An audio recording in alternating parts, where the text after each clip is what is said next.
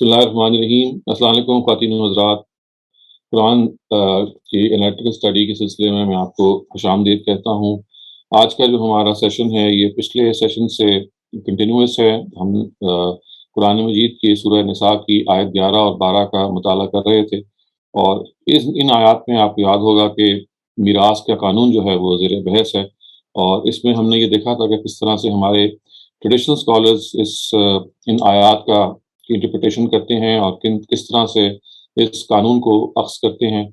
اور پھر ہم نے دیکھا تھا فرائض اسکالرز اور سے بالخصوص استاد جاوید احمد غامدی ان آیات کا کیسے ان کو کیسے سمجھتے ہیں اور کیسے انٹرپریٹ کرتے ہیں، اور اس میں جو اب تک کی بات ہوئی ہے، اب تک کی بحث ہوئی ہے، اگر آپ اس کا بالکل مختصر خلاصہ جانیں تو ہم نے یہ دیکھا تھا کہ عام طور سے ہمارے جو اتنے بھی ٹریڈیشنل اسکالرز ہیں ان کے ہاں جنرلی اس کیس میں کہ جب تقسیم نہ ہو رہی ہو میراث، تو وہ ایک پروسیجر ہے، اس کو امپلوائے کرتے ہیں جس کو آل کا پروسیجر کہتے ہیں یا آل کا اصول کہتے ہیں، جس میں یہ ہوتا ہے کہ اگر شیئرز تقسیم نہیں ہو رہے ہوتے تو پھر ان میں برابر کمی کر دی جاتی ہے، اور یہ برابر کمی جو ہے کہ جس اصول پہ کی جاتی ہے اس اصول کو ایٹریبیوٹ کیا جاتا ہے حضرت عمر سے، اور اس کے جواب میں یہ بھی بتایا جاتا ہے کہ حضرت عمر کے اس اصول کو امپلیمنٹ کرنے میں اگرچہ بہت زبردستی دکھائی گئی، لیکن عبداللہ ابن عباس، ان کے شاگرد عطا ابن ابی رباح، یہ سب لوگ اس میں بہت زیادہ ڈسسیٹسفائیڈ تھے۔ تاہم ان کا اپنا بھی جو قول بیان ہوا ہے وہ یہ ہے کہ انہوں نے یہ کہا کہ ہماری بھی جب وفات ہو جائے گی تو ہماری بھی میراث ایسے ہی تقسیم ہوگی۔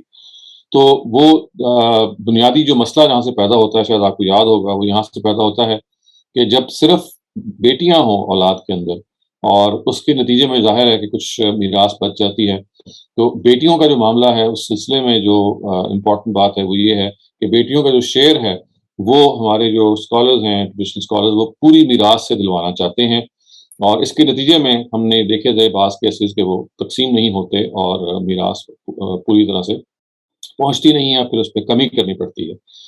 اس کے برعکس اس کے مقابلے میں جو استاد غامدی نے نقطہ نظر بیان کیا ہے اور اپنی جو ان آیات کی تالیف کی ہے، ان کی جو انٹرپریٹیشن کی ہے، اس کے لحاظ سے یہ بتانے کی کوشش کی ہے کہ بچیوں کا جو شیئر ہے یہ بھی ریمیننگ شیئر سے دیا جائے گا، نہ کہ کل میراث سے دیا جائے گا۔ یعنی ریمیننگ سے مطلب ریمیننگ میراث سے دیا جائے گا، جو لیگیسی بچے گی، گویا کہ پہلے تمام دوسرے لوگوں کو لیگیسی دے دی جائے گی، جو اسپاؤز ہیں یا ان کے والدین ہیں یا اس کوئی اور اگر وارث موجود ہے، اور آخر میں جو بچا ہوا حصہ ہے اس سے بچیوں کا شیئر ادا کیا جائے گا۔ لیکن اگر آپ تمام شیئرز کے ساتھ ہی بچیوں کا شیئر ادا کرتے ہیں تو اس میں سے بعض کیسز وہ ہیں جہاں پہ یہ میراث تقسیم نہیں ہوتی، اور اس وجہ سے پھر وہ آل کا جو عقیدہ ہے وہ یا آل کا جو پرنسپل ہے اس کو انووک کرنا پڑتا ہے۔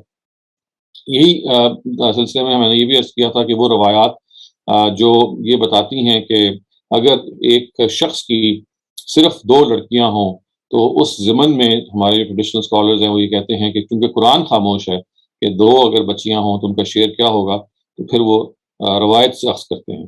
آپ کو یاد ہوگا کہ ان کا نقطہ نظر یہ ہے کہ قرآن کے جو الفاظ ہیں وہ یہ ہیں کہ فَإِن كُنَّ نِسَاءً فَوْقَ اثْنَتَيْنِ، یعنی کہ الفاظ یہ ہیں کہ اگر بچیاں ہوں یا بیٹیاں ہوں اور وہ 2 سے زیادہ ہوں تو ان کا حصہ یہ ہوگا۔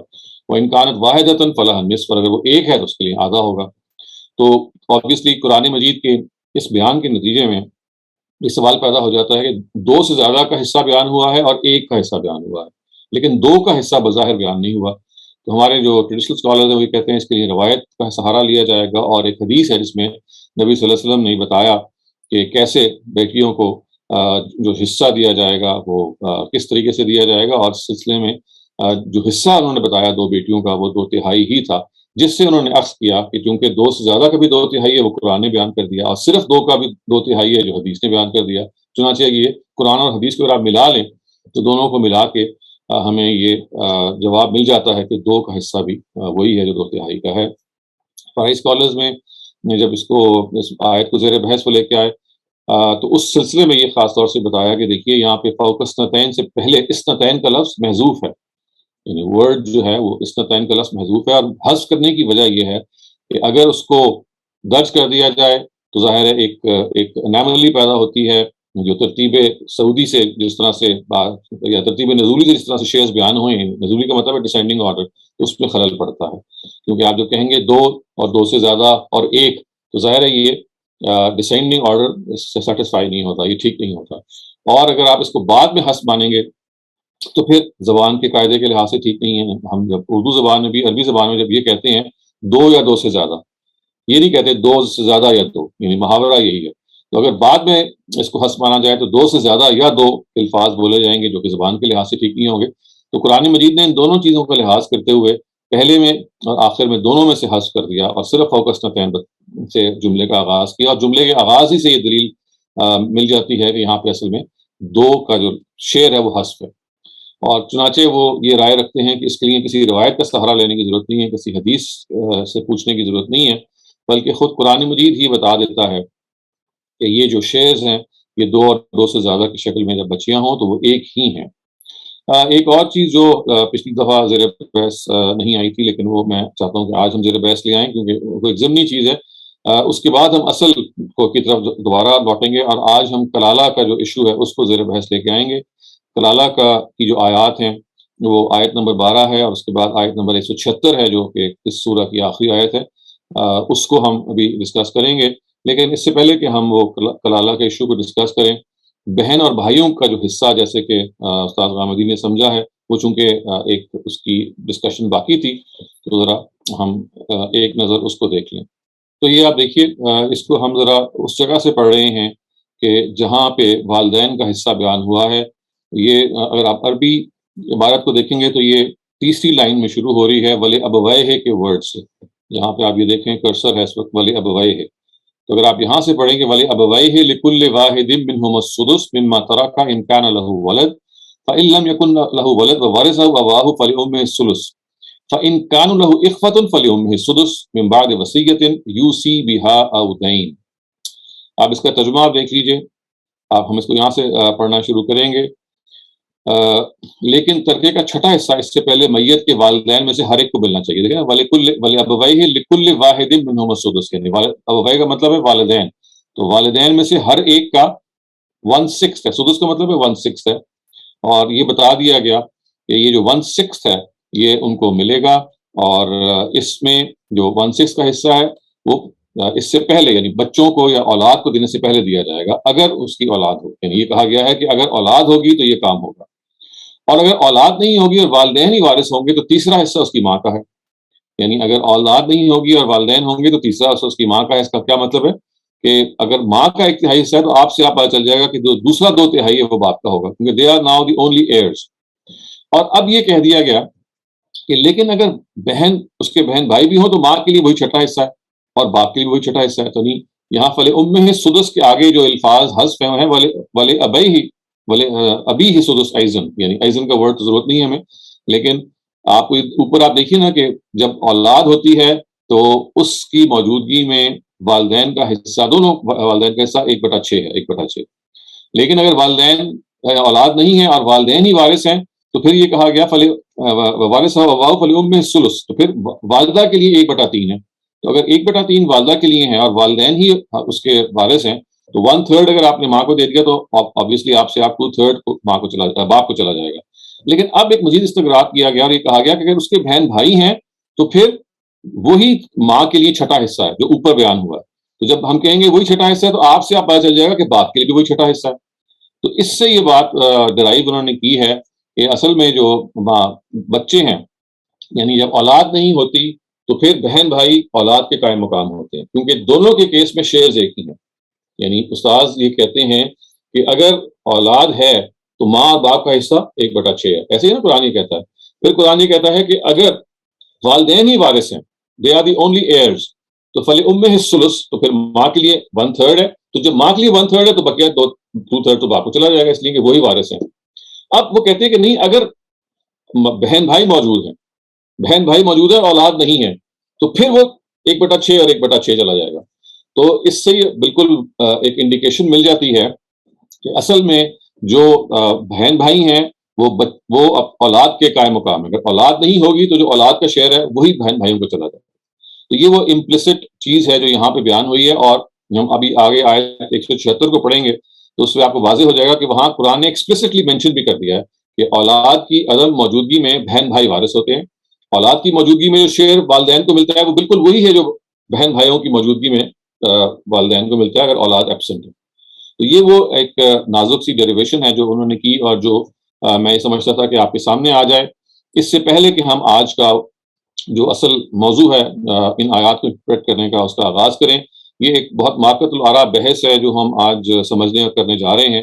اور یہ کلالہ کی بحث ہے، اور کلالہ کا جو ورڈ ہے اس پر کافی اختلاف ہے، اور اس اختلاف ہی کو ہم سامنے رکھ کے یہ اب جاننے کی کوشش کریں گے کہ اس کا مطلب ٹریڈیشنل اسکالرز نے کیا طے کیا اور فرائی اسکالرز نے کیا طے کیا. جو بھی ہم اس میں تفصیل پڑھیں گے اس سے آپ کو یہ اندازہ ہو جائے گا کہ ایک انٹرپریٹیشن کے نتیجے میں آیات کا ترجمہ بالکل اور ہو جائے گا اور شیئرز تبدیل ہو جائیں گے، اور دوسری انٹرپریٹیشن کے نتیجے میں بھی آیات کا ترجمہ بالکل تبدیل ہو جائے گا اور شیئرز میں بھی تبدیلی آ جائے گی. تو اتنا یہ ڈراسٹک ہے، اور تھوڑا سا اس میں آپ کی توجہ درکار ہوگی، تھوڑی سی توجہ طلب ہے، تھوڑی سی دقیق بحث ہے، لیکن میں کوشش کروں گا اس کو بہت سمپلیفائی کرنے کی بھی اور آہستہ آہستہ آگے بڑھنے کی، تاکہ آپ کے ذہن میں کوئی سوالات پیدا ہوتے ہیں تو ان سوالات کو ہم ساتھ ساتھ ایڈریس بھی کر لیں، اور اس کے ساتھ ساتھ یہ جو کلالہ کی بحث ہے یہ آپ کے یہاں اچھی طرح آپ اس کو سمجھ لیں. لیکن اس کا ہم طریقہ بھی اختیار کریں گے جیسے کہ ہمارا طریقہ رہا ہے یا رواج اور روش رہی ہے، کہ پہلے ہم یہ دیکھیں گے کہ جو ٹریڈیشنل اسکالرز ہیں یا تفسیر روایا کے اسکول کے جو اسکالرز ہیں وہ کلالہ کے لفظ کو کس مفہوم میں لیتے ہیں. اور یہ آیت نمبر 12 جو ہے جس میں بالخصوص اس کا ذکر ہوا ہے سورہ نساء کی، اور پھر جو آخری آیت ہے سورہ نساء کی جو 176 آیت ہے، ان دونوں کو ملا کے جب آپ پڑھیں گے تو ان کی بات سمجھ میں آ جائے گی. میں آپ کے سامنے اسکرین اب شیئر کرتا ہوں تاکہ ہم اس حصے کو پڑھ لیں. یہ دیکھیے، تو چونکہ ہم نے یہ کہا ہے کہ سب سے پہلے ہم مفتی شفیع صاحب یا جو ہمارے ٹریڈیشنل اسکالرز ہیں ان کے ٹیکسٹ سے کلالہ کو سمجھنے کی کوشش کریں گے، آیت نمبر 12 کی انٹرپریٹیشن کو جاننے کی کوشش کریں گے. تو دیکھیے، سب سے پہلے ہم ان کا ترجمہ پڑھ لیتے ہیں، لیکن پہلے آپ ٹیکسٹ کو سن لیجئے. اور اس کے الفاظ یہ ہیں کہ وَإِن كَانَ رَجُلٌ يُورَثُ كَلَالَةً أَوِ امْرَأَةٌ وَلَهُ أَخٌ أَوْ أُخْتٌ فَلِكُلِّ وَاحِدٍ مِّنْهُمُ السُّدُسُ فَإِن كَانُوا أَكْثَرَ مِنْ ذَلِكَ فَهُمْ شُرَكَاءُ فِي الثُّلُثِ مِنْ بَعْدِ وَصِيَّةٍ يُوصَىٰ بِهَا أَوْ دَيْنٍ غَيْرَ مُضَارٍّ وَصِيَّةً مِّنَ اللَّهِ وَاللَّهُ عَلِيمٌ حَلِيمٌ. اب یہ دیکھیے، اور اگر وہ مرد کے جس کی میراث ہے نہ اس کا باپ اور بیٹا کچھ نہیں رکھتا، یا عورت ہو ایسی ہے اور اس میں میت کے ایک بھائی ہے یا بہن ہے، تو دونوں میں سے ہر ایک کو چھٹا حصہ ہے. اور اگر زیادہ ہو تو سب شریک ہیں 1/3 میں بعد وصیت کے جو ہو چکی ہے، یا قرض کے جب اوروں کا نقصان نہ کیا ہو، یعنی قرض ادا کیا گیا ہو. یعنی یہ تھوڑی سی قدیم چونکہ اردو ہے، اس کو آپ سمجھنے میں یہ سمجھ لیں کہ یہاں انہوں نے یہ بات بیان کی ہے، وہ یہ ہے کہ وصیت جو کہ ہو چکی ہے یا قرض جو کہ ادا ہو چکا ہے جب اوروں کا نقصان نہ کیا. یہ الفاظ ہے نا غیر مضار، اور اللہ سب کچھ جاننے والا کرنے والا ہے. تو آپ نے اس ٹیکسٹ سے ہی اندازہ لگا لیا ہوگا کہ یہ لفظ جو کلالہ ہے، یہ دیکھیے جو یہاں پہ میں جہاں پہ کرسر رکھا ہوا ہے، وَإِن كَانَ رَجُلٌ يُورَثُ كَلَالَةً، اس کا ترجمہ یہ دیکھیے مفتی شفیع صاحب نے کہا کہ مرد جس کی میراث ہے باپ بیٹا کچھ نہیں رکھتا، یعنی جس کے نہ باپ ہے نہ بیٹا ہے. اور ہمارے یہاں پہ توسیعاً جب اس کا آپ جب استقصاء کریں گے تو معلوم یہ ہوگا کہ جس کے نہ والدین ہیں، یعنی اور نہ اس کی اولاد ہے، یعنی وہ اوپر سے بھی کوئی نہیں ہے، اس کا نیچے سے بھی کوئی نہیں ہے، تو اس کو وہ کلالہ کہتے ہیں. یعنی دوسرے لفظوں میں کلالہ کا جو ورڈ ہے وہ ہمارے جو کلاسیکل اسکالرز ہیں، یعنی یہاں تو یہ الفاظ ہی آئے ہیں نا کہ جس کا باپ اور بیٹا نہیں ہے، اس کی وجہ یہ ہے کہ وہ ڈرائیو کرتے ہیں اس کو سورہ نساء کی آخری آیت سے. وہ بھی میں آپ کو بتاتا ہوں وہ کیسے ہے. لیکن ان اے نٹ شیل آپ یہ جان سکتے ہیں کہ ہمارے جو ٹریڈیشنل اسکالرز ہیں وہ کلالہ کس کو کہتے ہیں؟ جس کا نہ اوپر کوئی ہے، یعنی نہ والدین میں سے کوئی ہے اور نہ اولاد میں سے کوئی ہے. یعنی ایسا شخص اگر مر جائے جس کے نہ ماں باپ ہیں اور نہ بیٹا یا بیٹی ہیں، اس کو کلاسیکل سینس میں کہتے ہیں کلالہ. لیکن اس میں کچھ تفصیل ہے تھوڑی سی، لیکن براڈلی آپ اس کو اس مفہوم میں سمجھ سکتے ہیں. جس کا اوپر بھی کوئی نہیں ہے، اس کا نیچے بھی کوئی نہیں ہے. اور اس کے بارے میں اب یہ سوال پیدا ہو جاتا ہے کہ یہاں پہ یہ کہا گیا ہے کہ اس کے بہن اور بھائی ہیں، یعنی وَلَهُ أَخٌ، اخ کا مطلب بھائی، اور اختن، اور اس کی بہن، یعنی اخن بھائی اور اختن بہن.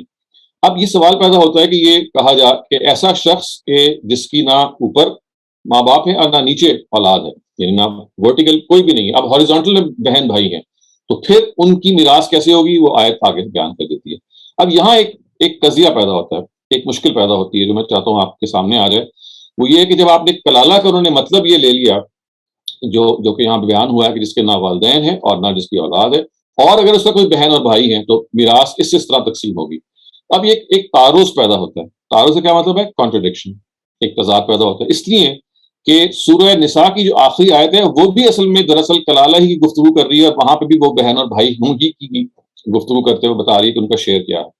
تو یہ ایک مشکل ہے جو ان کے ہاں پیدا ہوگی، جس کو ابھی میں بتاتا ہوں انہوں نے کیسے حل کرنے کی کوشش کی. پہلے آپ وہ دوسری آیت بھی سن لیجئے جو آیت نمبر 176 ہے، جس سے ایکچولی انہوں نے کلالہ کے لفظ کا مطلب بھی ڈرائیو کیا ہے، اور یہ ان کو مسئلہ بھی پیدا ہو گیا ہے کہ اب بہنوں اور بھائیوں کو کیسا شیئر دیا جائے. تو اس کے الفاظ کیا ہیں کہ یستفتونک قل اللہ یفتیکم فی الکلالہ ان امرؤ ہلک لیس له ولد وله اخت فلها نصف ما ترک وهو يرثها ان لم يكن لها ولد فان كانت اثنتين فلهما الثلثان مما ترك وان كانوا اخوة رجالا ونساء فللذكر مثل حظ الانثيين یبین اللہ لکم ان تضلوا واللہ بکل شیء علیم. اب دیکھیے ذرا غور سے سنیے، وہ اب میں ترجمہ پڑھ رہا ہوں. حکم پوچھتے ہیں، حکم کا مطلب فتویٰ پوچھتے ہیں، فتویٰ پوچھتے ہیں. یستفتون کا مطلب ہے فتویٰ پوچھنا. پوچھتے ہیں تجھ سے، سو کہہ دے اللہ حکم بتاتا ہے تم کو کلالہ کا. اگر کوئی مرد مر گیا اس کا بیٹا نہیں اور اس کے بہن ہے تو اس کو پہنچے گا آدھا، اس کو جو چھوڑا مرا اور وہ بھائی وارث ہے، اور اس بہن کا اگر نہ ہو اس کا بیٹا، پھر اگر وہ دو بہنیں ہوں تو ان کو پہنچے گا 2/3 اس مال کا جو چھوڑا، جو چھوڑ مرا. اصل میں یہ وہی پرانی اردو ہے، چھوڑ مرا کا مطلب ہے جو چھوڑا اس نے. اور اگر کئی شخص ہو اور اس رشتے کے کچھ مرد اور کچھ عورتیں، تو ایک مرد کا حصہ برابر ہے 2 عورتوں کے. بیان کرتا ہے اللہ تمہارے واسطے تاکہ تم گمراہ نہ ہو، اور اللہ ہر چیز سے واقف ہے. تو ان آیات میں ذرا غور سے دیکھیے گا، اس پہ چند باتیں ہیں جو سمجھنے والی ہیں. پہلی بات تو یہ کہ جو ورڈ کلالہ کا آپ نے یاد ہوگا نا، ہم نے مفہوم اس سے پہلے جو سمجھا تھا جو آیت نمبر 12 میں تھا، وہ کیا تھا کہ وہ شخص جس کے نہ والدین ہو نہ جس کی اولاد ہو. اس کو وہ ڈرائیو کرتے ہیں اس آیت سے کہ کلالہ کا مطلب اصل میں یہ آیت بیان کر رہی ہے. اس کا وہ ترجمہ یہ کریں گے کہ بھئی وہ تم سے فتویٰ پوچھتے ہیں اور ان کو فتویٰ دو کلالہ کے بارے میں. اور کلالہ کون ہے؟ ان امرؤ ہلک لیس لہ ولد، یعنی وہ ایسا شخص ہے کہ جو مر گیا اس کی اولاد نہیں ہے، ولد نہیں ہے اس کا، بلکہ اس کو اگر آپ اس کو اور زیادہ پریسائز کریں تو ولد چونکہ بیٹے کے مفہوم میں آتا ہے تو کہتے ہیں اس کا بیٹا نہیں ہے. ابھی بیٹی کی یہاں پہ گفتگو نہیں ہو رہی، یہ توصیاً وہ اس پہ شامل کر دیتے ہیں اولاد کو، ورنہ اصل یہ ہے کہ ولد نہیں ہے. اب آپ پوچھیں گے کہ بھئی وہ وہاں تو یہ بیان ہوا تھا کہ اولاد نہ ہو اور ساتھ والدین بھی نہ ہو، تو وہ کہتے ہیں آیت کے اندر تو یہ والدین کا ذکر نہیں ہے، لیکن امپلیسٹلی اس کا ذکر ہے. وہ بھی میں آپ کو ایکسپلین کرتا ہوں وہ کیسے. لیکن جو دوسرا مسئلہ پیدا ہوتا ہے وہ جو اس سے بھی سنگین ہے، وہ یہ ہے کہ یہاں پھر وہ بھائیوں اور بہنوں کے حصے آ گئے. وَلَهُ أُخْتٌ، یعنی کلالہ ہے اور اس کی بہن ہے. اب آپ کو یاد ہوگا کہ جو پیچھے ہے وہاں پہ بھی کلالہ ہے، اس کی اور بہن اور بھائی ہیں. تو اب یہ ایک مشکل پیدا ہوگی کہ پیچھے اور بہن بھائی ہیں اور آگے بھی بہن اور بھائی ہیں، تو پھر یہ تعارض پیدا ہو جائے گا کہ یہاں قرآن مجید ایک اور حصے بیان کر رہا ہے اور وہاں کچھ اور حصے بیان کر رہا ہے. ٹھیک ہے نا؟ یعنی یہاں پہ بھی کلالہ ہی کا ذکر ہے آیت نمبر 12 میں، اور کہا گیا کہ ان کا ایک بھائی اور ایک بہن ہے، تو ہر ایک کو 1/6 ملے گا. فَلِكُلِّ وَاحِدٍ مِّنْهُمُ السُّدُسُ. اور یہاں پہ بھی دیکھیے یہی ہے کہ ان امرؤ ہلک لیس لہ ولد وَلَهُ أُخْتٌ، یعنی یہاں بہن کا ذکر آ گیا تو کہا گیا کہ فَلَهَا نِصْفُ مَا تَرَكَ وَهُوَ يَرِثُهَا إِن لَّمْ يَكُن لَّهَا وَلَدٌ. تو اب یہ سوال پیدا ہو گیا کہ یہاں پہ بھی بہن بھائیوں کا ذکر ہے، پچھلی آیت میں بہن بھائیوں کا ذکر ہے، تو پھر یہ قرآن مجید نے بہن بھائیوں کا ذکر 2 مرتبہ کر دیا اور دونوں مرتبہ شیئرز کو تبدیل کر دیا، تو یہ مسئلہ پھر کیا ہے؟ اس کو اب میں آپ کے سامنے چاہتا ہوں کہ انہی کے الفاظ میں بیان کروں تاکہ آپ کو سمجھ میں آ جائے کہ اس تعارض کو انہوں نے پہلے کیسے ختم کیا. لیکن اس سے پہلے کہ ہم اس تعارض کو ختم کریں، ذرا آپ مفتی صاحب سے ان کی زبانی یہ پورا ہم اس کو سن بھی لیتے ہیں کہ انہوں نے بات کو کس طرح سے بیان کیا ہے، کیونکہ جب وہ بات کو بیان کریں گے وہ دونوں بات کریں گے، وہ کلالہ کے لفظ کا مطلب بھی بیان کریں گے. ابھی آپ اس کو دیکھ لیں، اور اس کے ساتھ ساتھ وہ یہ بھی بتائیں گے کہ کلالہ کا جو لفظ ہے اس میں جو کچھ حصہ ہم نے قرآن سے لیا ہے اور کچھ حصہ امپلیسٹلی قرآن میں موجود ہے. اور دوسری بات آپ کو وہ یہ بتائیں گے کہ چونکہ بہنوں اور بھائیوں کا حصہ 2 جگہ پہ آ گیا، ایک آیت نمبر 12 میں بھی آ گیا اور ایک آیت نمبر 176 میں بھی آ گیا، تو اب یہ دونوں کے شیئرز فرق ہے، تو یہ اس کو پھر کیسے ریکنسائل کریں؟ اب اس کو ذرا سن لیجیے. کلالہ کی میراث، ان سطور میں کلالہ کی میراث بیان کی گئی ہے. کلالہ کی بہت سی تعریفیں کی گئی ہیں جو علامہ قرطبی نے اپنی تفسیر میں نقل کی ہیں. مشہور تعریف یہی ہے جو خلاصہ تفسیر میں مذکور ہے کہ جس کے مرنے والے کے اصول اور فروع نہ ہوں. اصول کا کیا مطلب ہے؟ اوپر سے کوئی نہ ہو، ماں باپ نہ ہو، اس کو ہم کہتے ہیں اصول. فروع کیا مطلب ہے؟ اولاد نہ ہو. تو قرطبی جو ظاہر ہے جن کی حکام القرآن کے نام سے تفسیر ہے، وہی اسپینش مفسر ہیں، بہت غیر معمولی ان کی کنٹریبیوشن ہے. اس کا حوالہ دیتے ہوئے مفتی صاحب یہ کہتے ہیں کہ اس کی اگرچہ بہت ساری تعریفیں ہیں، ان کلالہ کے ورڈ کی بہت ساری ڈیفینیشنز ہیں، لیکن سب سے زیادہ مشہور کون سی ہے کہ جس کے اوپر کوئی نہ اصول، کوئی پیرنٹس نہ ہو، فروع چلڈرن نہ ہو، یعنی نہ اولاد ہے اور نہ پیرنٹس ہیں، اس کو کلالہ کہتے ہیں. اب وہ ذرا آگے بڑھتے ہیں، کیا کہتے ہیں کہ صاحب روح المعانی لکھتے ہیں کہ کلالہ اصل میں مصدر ہے جو کلال کے معنی ہے، معنی میں ہے، یعنی کلال کا مطلب میں ہے، اور کلال کے معنی ہے تھک جانا، جو ضعف پر دلالت کرتا ہے، یعنی ویکنس پر دلالت کرتا ہے. باپ بیٹے والی قرابت کے سوا قرابت کو کلالہ کہا گیا ہے. یعنی آپ یوں سمجھ لیے نا کہ جو دوسری ہیں، یعنی وہ سارے ایک ایسا شخص جو کہ جس کے نہ والدین ہیں اور جس کے نہ اولاد ہے، وہ کلالہ کہا گیا ہے. تو چونکہ اصل جو تعلق ہوتا ہے، جو اسٹرینتھ ہوتی ہے، وہ تو یا آپ کو والدین سے ملتی ہے یا آپ کو اپنے بچوں سے ملتی ہے، تو وہ دونوں اس کے پاس موجود نہیں ہے. تو اس وجہ سے اس کو کلالہ کہا گیا، کیونکہ کلالہ کا ورڈ کیا ہے کہ وہ آدمی کو جو ضعیف ہو گیا، ضعف ہو گیا، جس میں کمزوری واقع ہو گئی ہے. اور یہ کمزوری کیوں واقع ہوئی ہے کہ نہ اس کے اوپر کوئی ہے نہ نیچے کوئی ہے، تو اس لیے وہ قرابت باپ بیٹے کی قرابت کی نسبت سے کمزور ہے، یہ وہ کہتے ہیں. اچھا، اب آگے بڑھیں. پھر کلالہ کا اطلاق اس مرنے والے پر بھی کیا گیا جس نے نہ اولاد چھوڑی اور نہ والد. یہ پہلا مطلب جو ہے، یہ جو مطلب بیان کیا گیا ہے، یہ وہ ہے کہ جو اصل میں اس تفسیر میں لیا نہیں گیا. یعنی کلالہ کے دو جو مطالب بیان کیے گئے ہیں، یہ دوسرا مطلب ہے جو آخری پیراگراف میں لیا جا رہا ہے، یہ ہے جو اصل میں انہوں نے لیا ہے. لیکن پہلا مطلب کیا ہے کہ جس کے نہ، یعنی ایسا شخص جس کے جو رشتے میں والدین اور اولاد کے علاوہ جو لوگ ہیں وہ کلالہ کہلاتے ہیں، یا ان کو آپ کزنس کہہ سکتے ہیں. یعنی جو پہلا پیراگراف ہے صاحب روح المعانی کا، جہاں پہ انہوں نے ذکر کیا ہے کہ کلالہ کے معنی تھک جانا ہے، جو ذوف و دلالت کرتا ہے باپ بیٹے والی قرابت کے سوا قرابت کو کلالہ کہا گیا. یعنی کلالہ کون ہے؟ جو آپ کے باپ اور بیٹے کے علاوہ لوگ ہیں، ان کو کلالہ کہا گیا. یہ ایک مطلب ہے کلالہ کا، لیکن مفتی صاحب نے اس مطلب کو لیا نہیں، صرف انہوں نے بیان کیا کہ یہ مطلب بھی ہے. اب جو مطلب انہوں نے لیا ہے وہ آگے ہے کہ کلالہ کا اطلاق اس مرنے والے پر بھی کیا گیا ہے جس نے نہ اولاد چھوڑی اور نہ والد. یہ وہی ہے جو میں نے آپ کو بھی بتایا، جس کو ہم نے ابھی دیکھا کہ نہ ان کے اولاد نہ والد ہیں. اچھا، اس کو انہوں نے کیا کہا کہ اس وارث پر بھی اطلاق کیا گیا جو مرنے والے کا ولد اور والد نہ ہو. لغت کے اعتبار سے اشتقاق بتلایا گیا ہے کہ اس کا تقاضا ہے کہ زو مقدر ہو، یعنی کلالہ اصل میں زو کلالہ ہے، کلالہ والا، یعنی ضعیف رشتے والا. پھر اس مال موروث پر بھی اس کا اطلاق ہونے لگا جو اس میت نے چھوڑا جس کا کوئی ولد اور والد نہ ہو. تو یہ انہوں نے اس کی صرف لغت بیان کی ہے، جس کو اس کی جو آپ یوں سمجھ لیجیے جو مورفولوجی ہے لغت کے لحاظ سے اس کو بیان کیا ہے. اب آگے اس کا خلاصہ کر دیا کہ حاصل کلام یہ ہے کہ اگر کوئی شخص مرد یا عورت وفات پائے جائے اور اس کے نہ باپ نہ دادا نہ اولاد ہو، اور اس نے ایک بھائی بہن ماں شریک چھوڑے ہیں، تو ان میں سے اگر بھائی ہے تو اس کو چھٹا حصہ ملے گا، اور نہیں ہے تو بہن کو چھٹا حصہ ملے گا. اور اگر ایک سے زیادہ ہوں گے، مثلا ایک بھائی یا ایک بہن یا دو بھائی یا دو بہنیں، تو یہ سب مرنے والے کے کل مال کے 1/3 حصے میں شریک ہوں گے. اور اس میں مذکر کو مؤنث سے دوہرا نہیں ملے گا، یعنی برابر ملے گا. علامہ قرطبی فرماتے ہیں کہ وَلَيْسَ فِي الْفَرَائِضِ مَعْزُورٌ يَكُونُ فِيهِ الذُّكُورُ وَالْأُنثَىٰ سَوَاءً إِلَّا فِي مِيرَاثِ الْإِخْوَةِ فَالْأُمِّ. یعنی سوائے اس کے جہاں پہ دونوں کو برابر مل رہا ہے، اور کوئی جگہ ایسی نہیں ہے میراث کے کہ جہاں پہ آپ کو یہ تقسیم نظر آئے گی کہ 2:1 کو فالو نہیں کیا جا رہا. یہ اگر آپ کو بات اگر کوئی طرح سمجھ میں نہیں آئی تو تب بھی آپ اس کو صرف نوٹ کر لیجئے، کیونکہ اصل بات کی ایکسپلینیشن خود آگے دے رہی ہے. یعنی اتنی بات صرف سمجھ لیجئے کہ یہ جو میں آپ کے سامنے کر رہا ہوں نا، کہ یہ اس کا ایک بھائی ماں شریک ہے جو چھوڑا. ماں شریک کا کیا مطلب ہے؟ جو ماں پیچھے سے لے کے آئی ہے، باپ سے پیدا نہیں ہوا، وہ اس کی دوسری شادی ہے. ماں شریک کا مطلب کیا ہے؟ اخفیافی، one the mother which has brought from the previous husband. یہ حل ہے جو انہوں نے نکالا ہے ایکچولی ان پوری آیات کا، کہ انہوں نے یہاں پہ جو میراث بیان ہوئی ہے بہن بھائیوں کی، وہ یہ کہتے ہیں یہ حقیقی بہن بھائی نہیں ہے، یہ ماں شریک بہن بھائی ہے. ماں شریک کا کیا مطلب ہے؟ جو شادی ہوئی ہے اور ماں پیچھے سے جو بچے لے کے آئی ہے، اس سے جو اولاد ہوئی ہے، وہ یہاں پہ مراد ہے. یہ وہ چیز ہے جس کو انہوں نے بیان کیا. میں آپ کو تھوڑا سا اور ایکسپلین کرتا ہوں، لیکن پہلے اس کو آپ ان کی اپنی زبانی ان کے خلاصے کے طور پہ سن لیں. وہ کہتے ہیں کہ واضح رہے کہ آیت میں اخیافی ماں شریک بہن بھائیوں کا حصہ بتلایا گیا ہے. یہ میں نے آپ کو بتایا نا کہ بہن بھائی یہاں پہ بھی ہیں اور بہن بھائی 176 نمبر آیت میں بھی ہیں.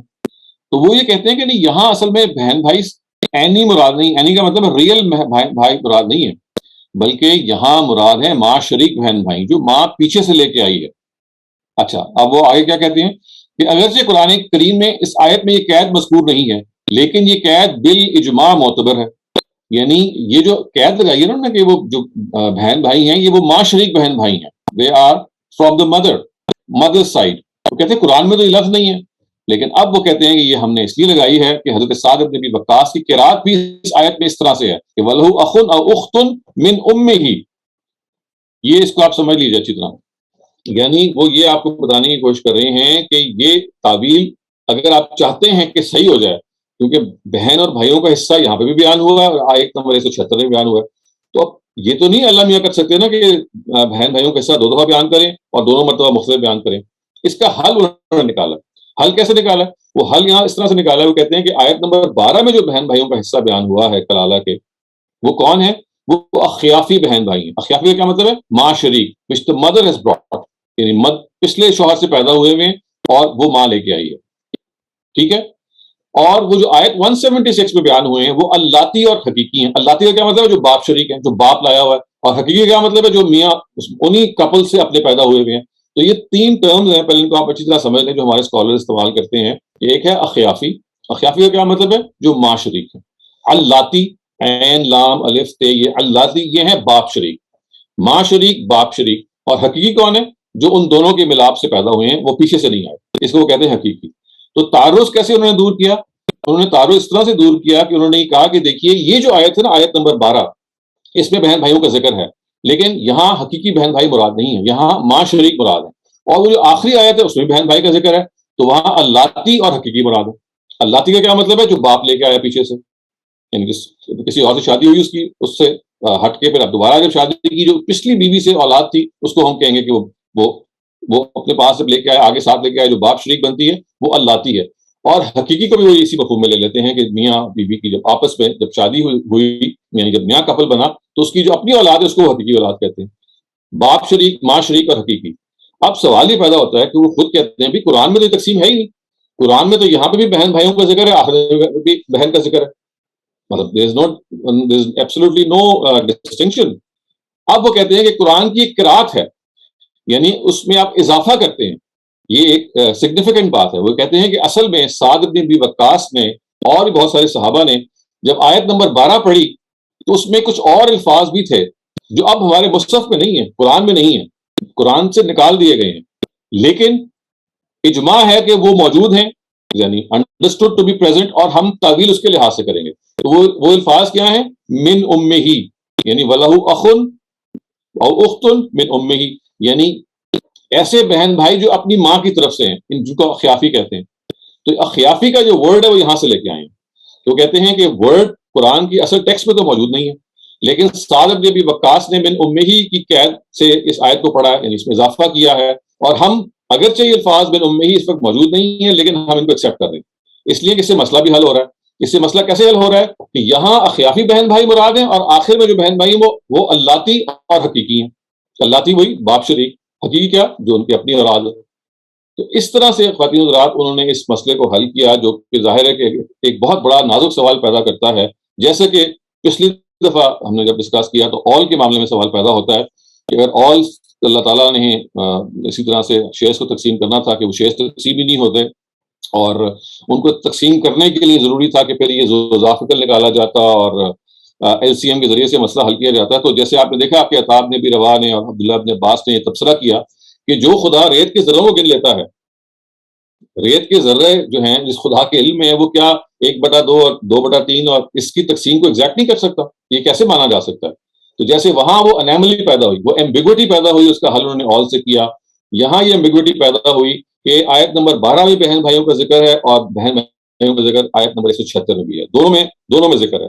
تو اب انہوں نے حل یہ کیا کہ یہاں اخیافی بہن بھائی ہیں اور وہاں اللاتی بہن بھائی ہیں، اور اس کو حقیقی سے بھی انہوں نے ایڈ کر لیا۔ اور کیسے کیا؟ ایک قرات کو ایڈ کر کے ایک نئی قرآن کی آیت بنائی، میں اس کو ایسے الفاظ میں بیان کروں، اور اس بنانے کے بعد انہوں نے کہا کہ من امہ کے جو ورڈز ہیں وہ یہاں موجود نہیں ہیں، امہ کے ورڈز موجود نہیں ہیں، لیکن ہم اس کو انٹرپریٹ ایسے کریں گے وہ موجود ہیں۔ کیوں؟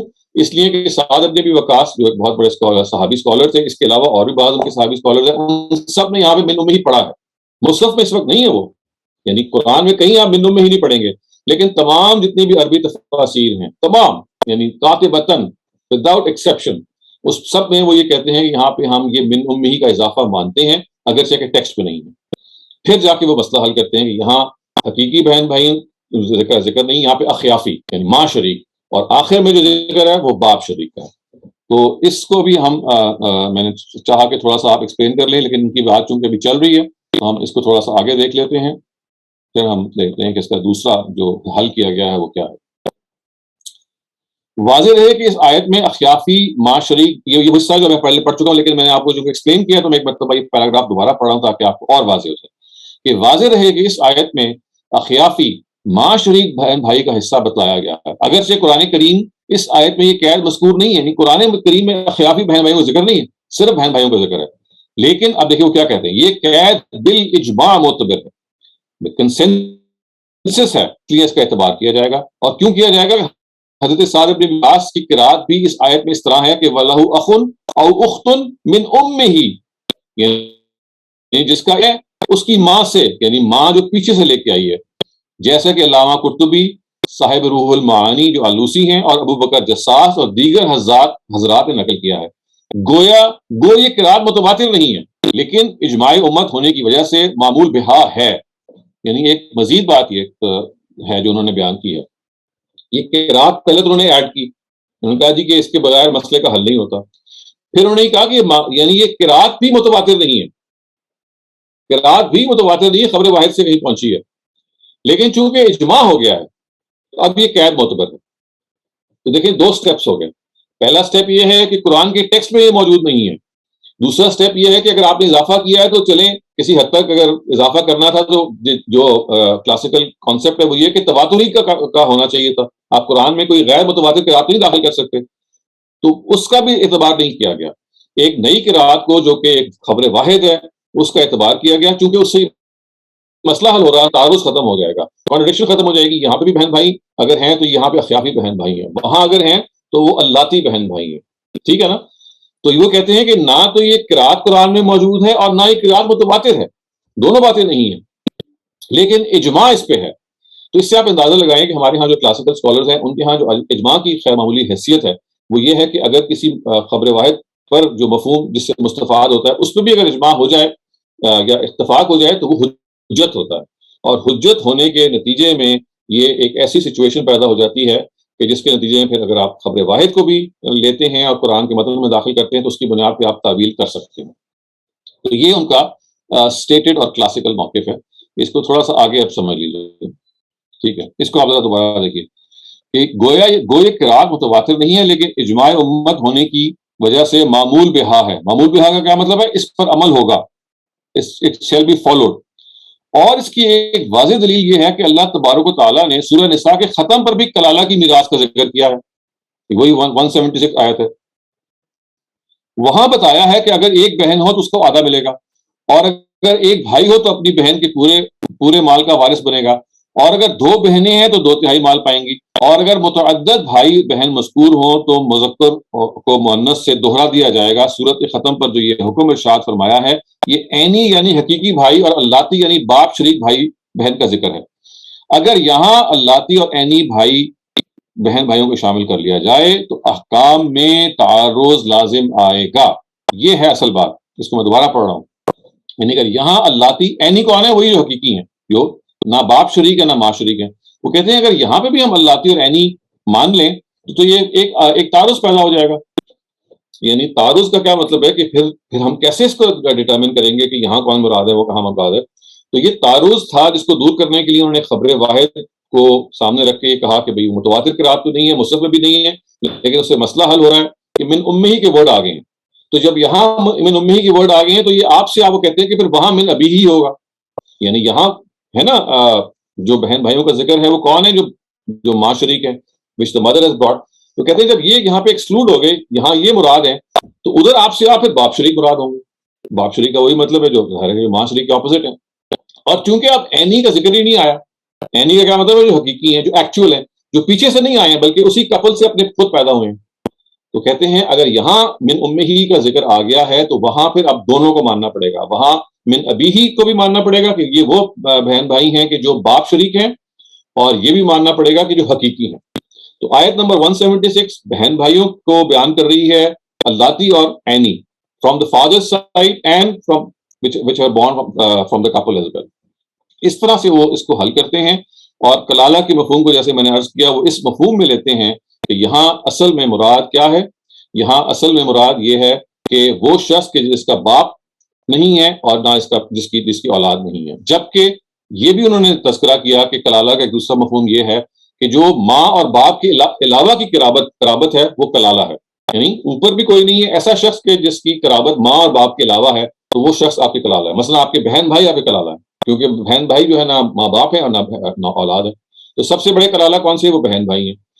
تو یہ انہوں نے مفہوم بیان کیا لیکن اس کو اڈاپٹ نہیں کیا، اور یہ بتایا کہ دیکھیے کلالہ کا یہاں مطلب اس میں ذو کلالہ ہے، یعنی کلالہ والا۔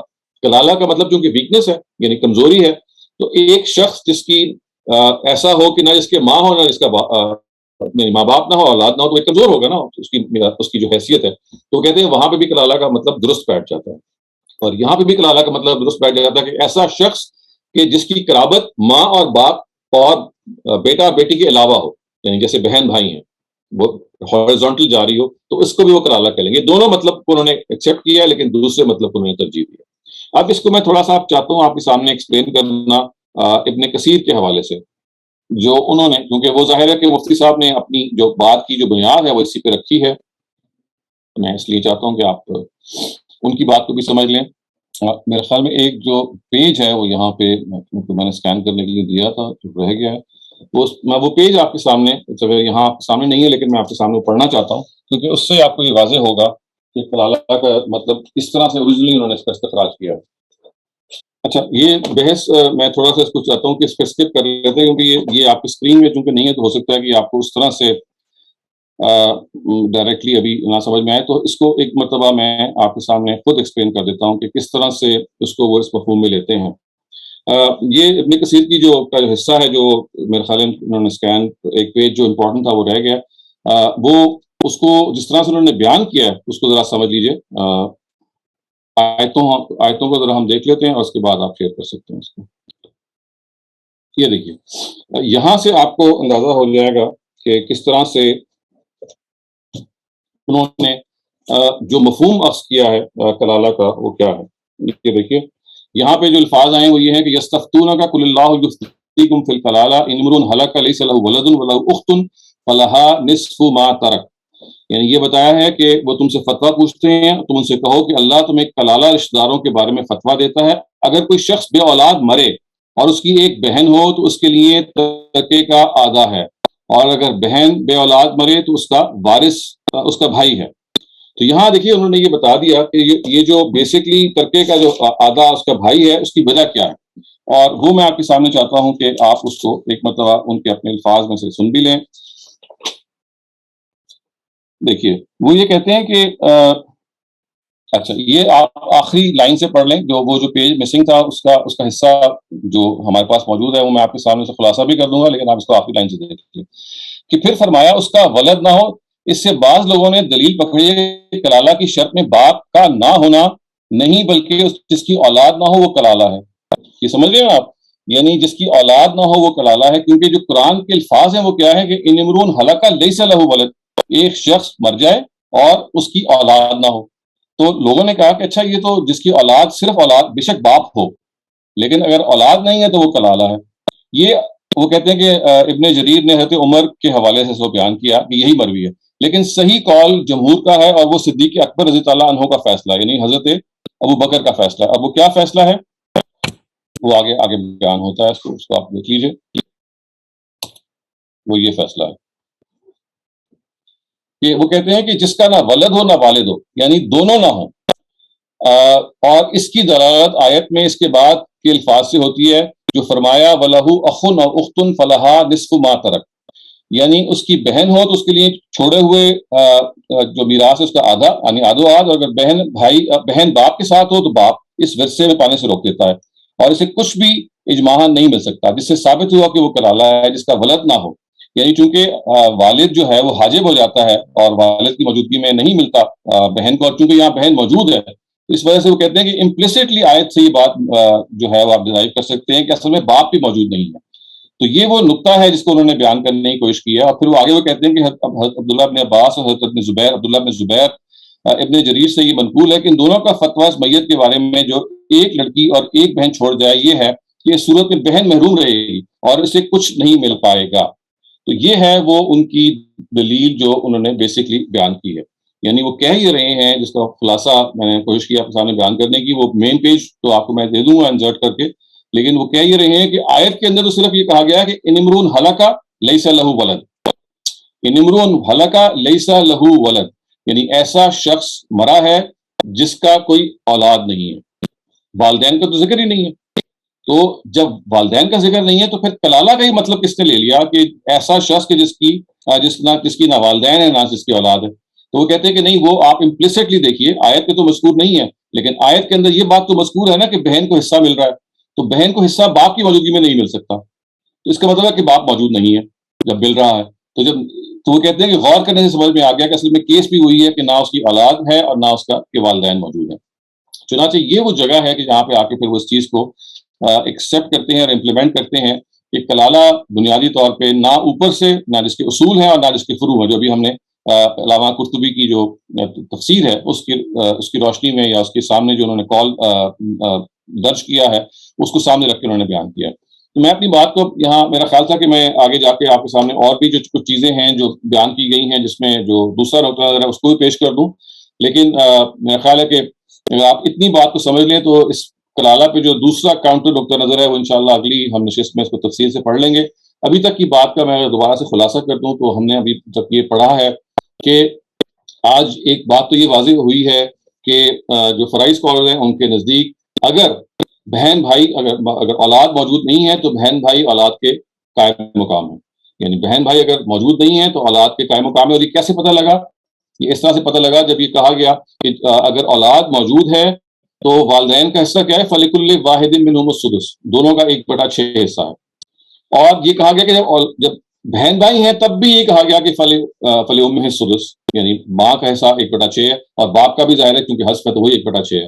تو جب ماں اور باپ کے حصے بالکل وہی ہیں جو کہ اولاد کے کیس میں ہیں اور جبکہ اولاد نہیں اور بہن بھائی کے کیس میں ہیں، تو اس سے یہ بات امپلیسٹلی جو ہے وہ ڈرائیو کی جاتی ہے کہ جب اولاد نہ ہو تو بہن بھائی جو ہیں وہ اولاد کے قائم مقام ہے.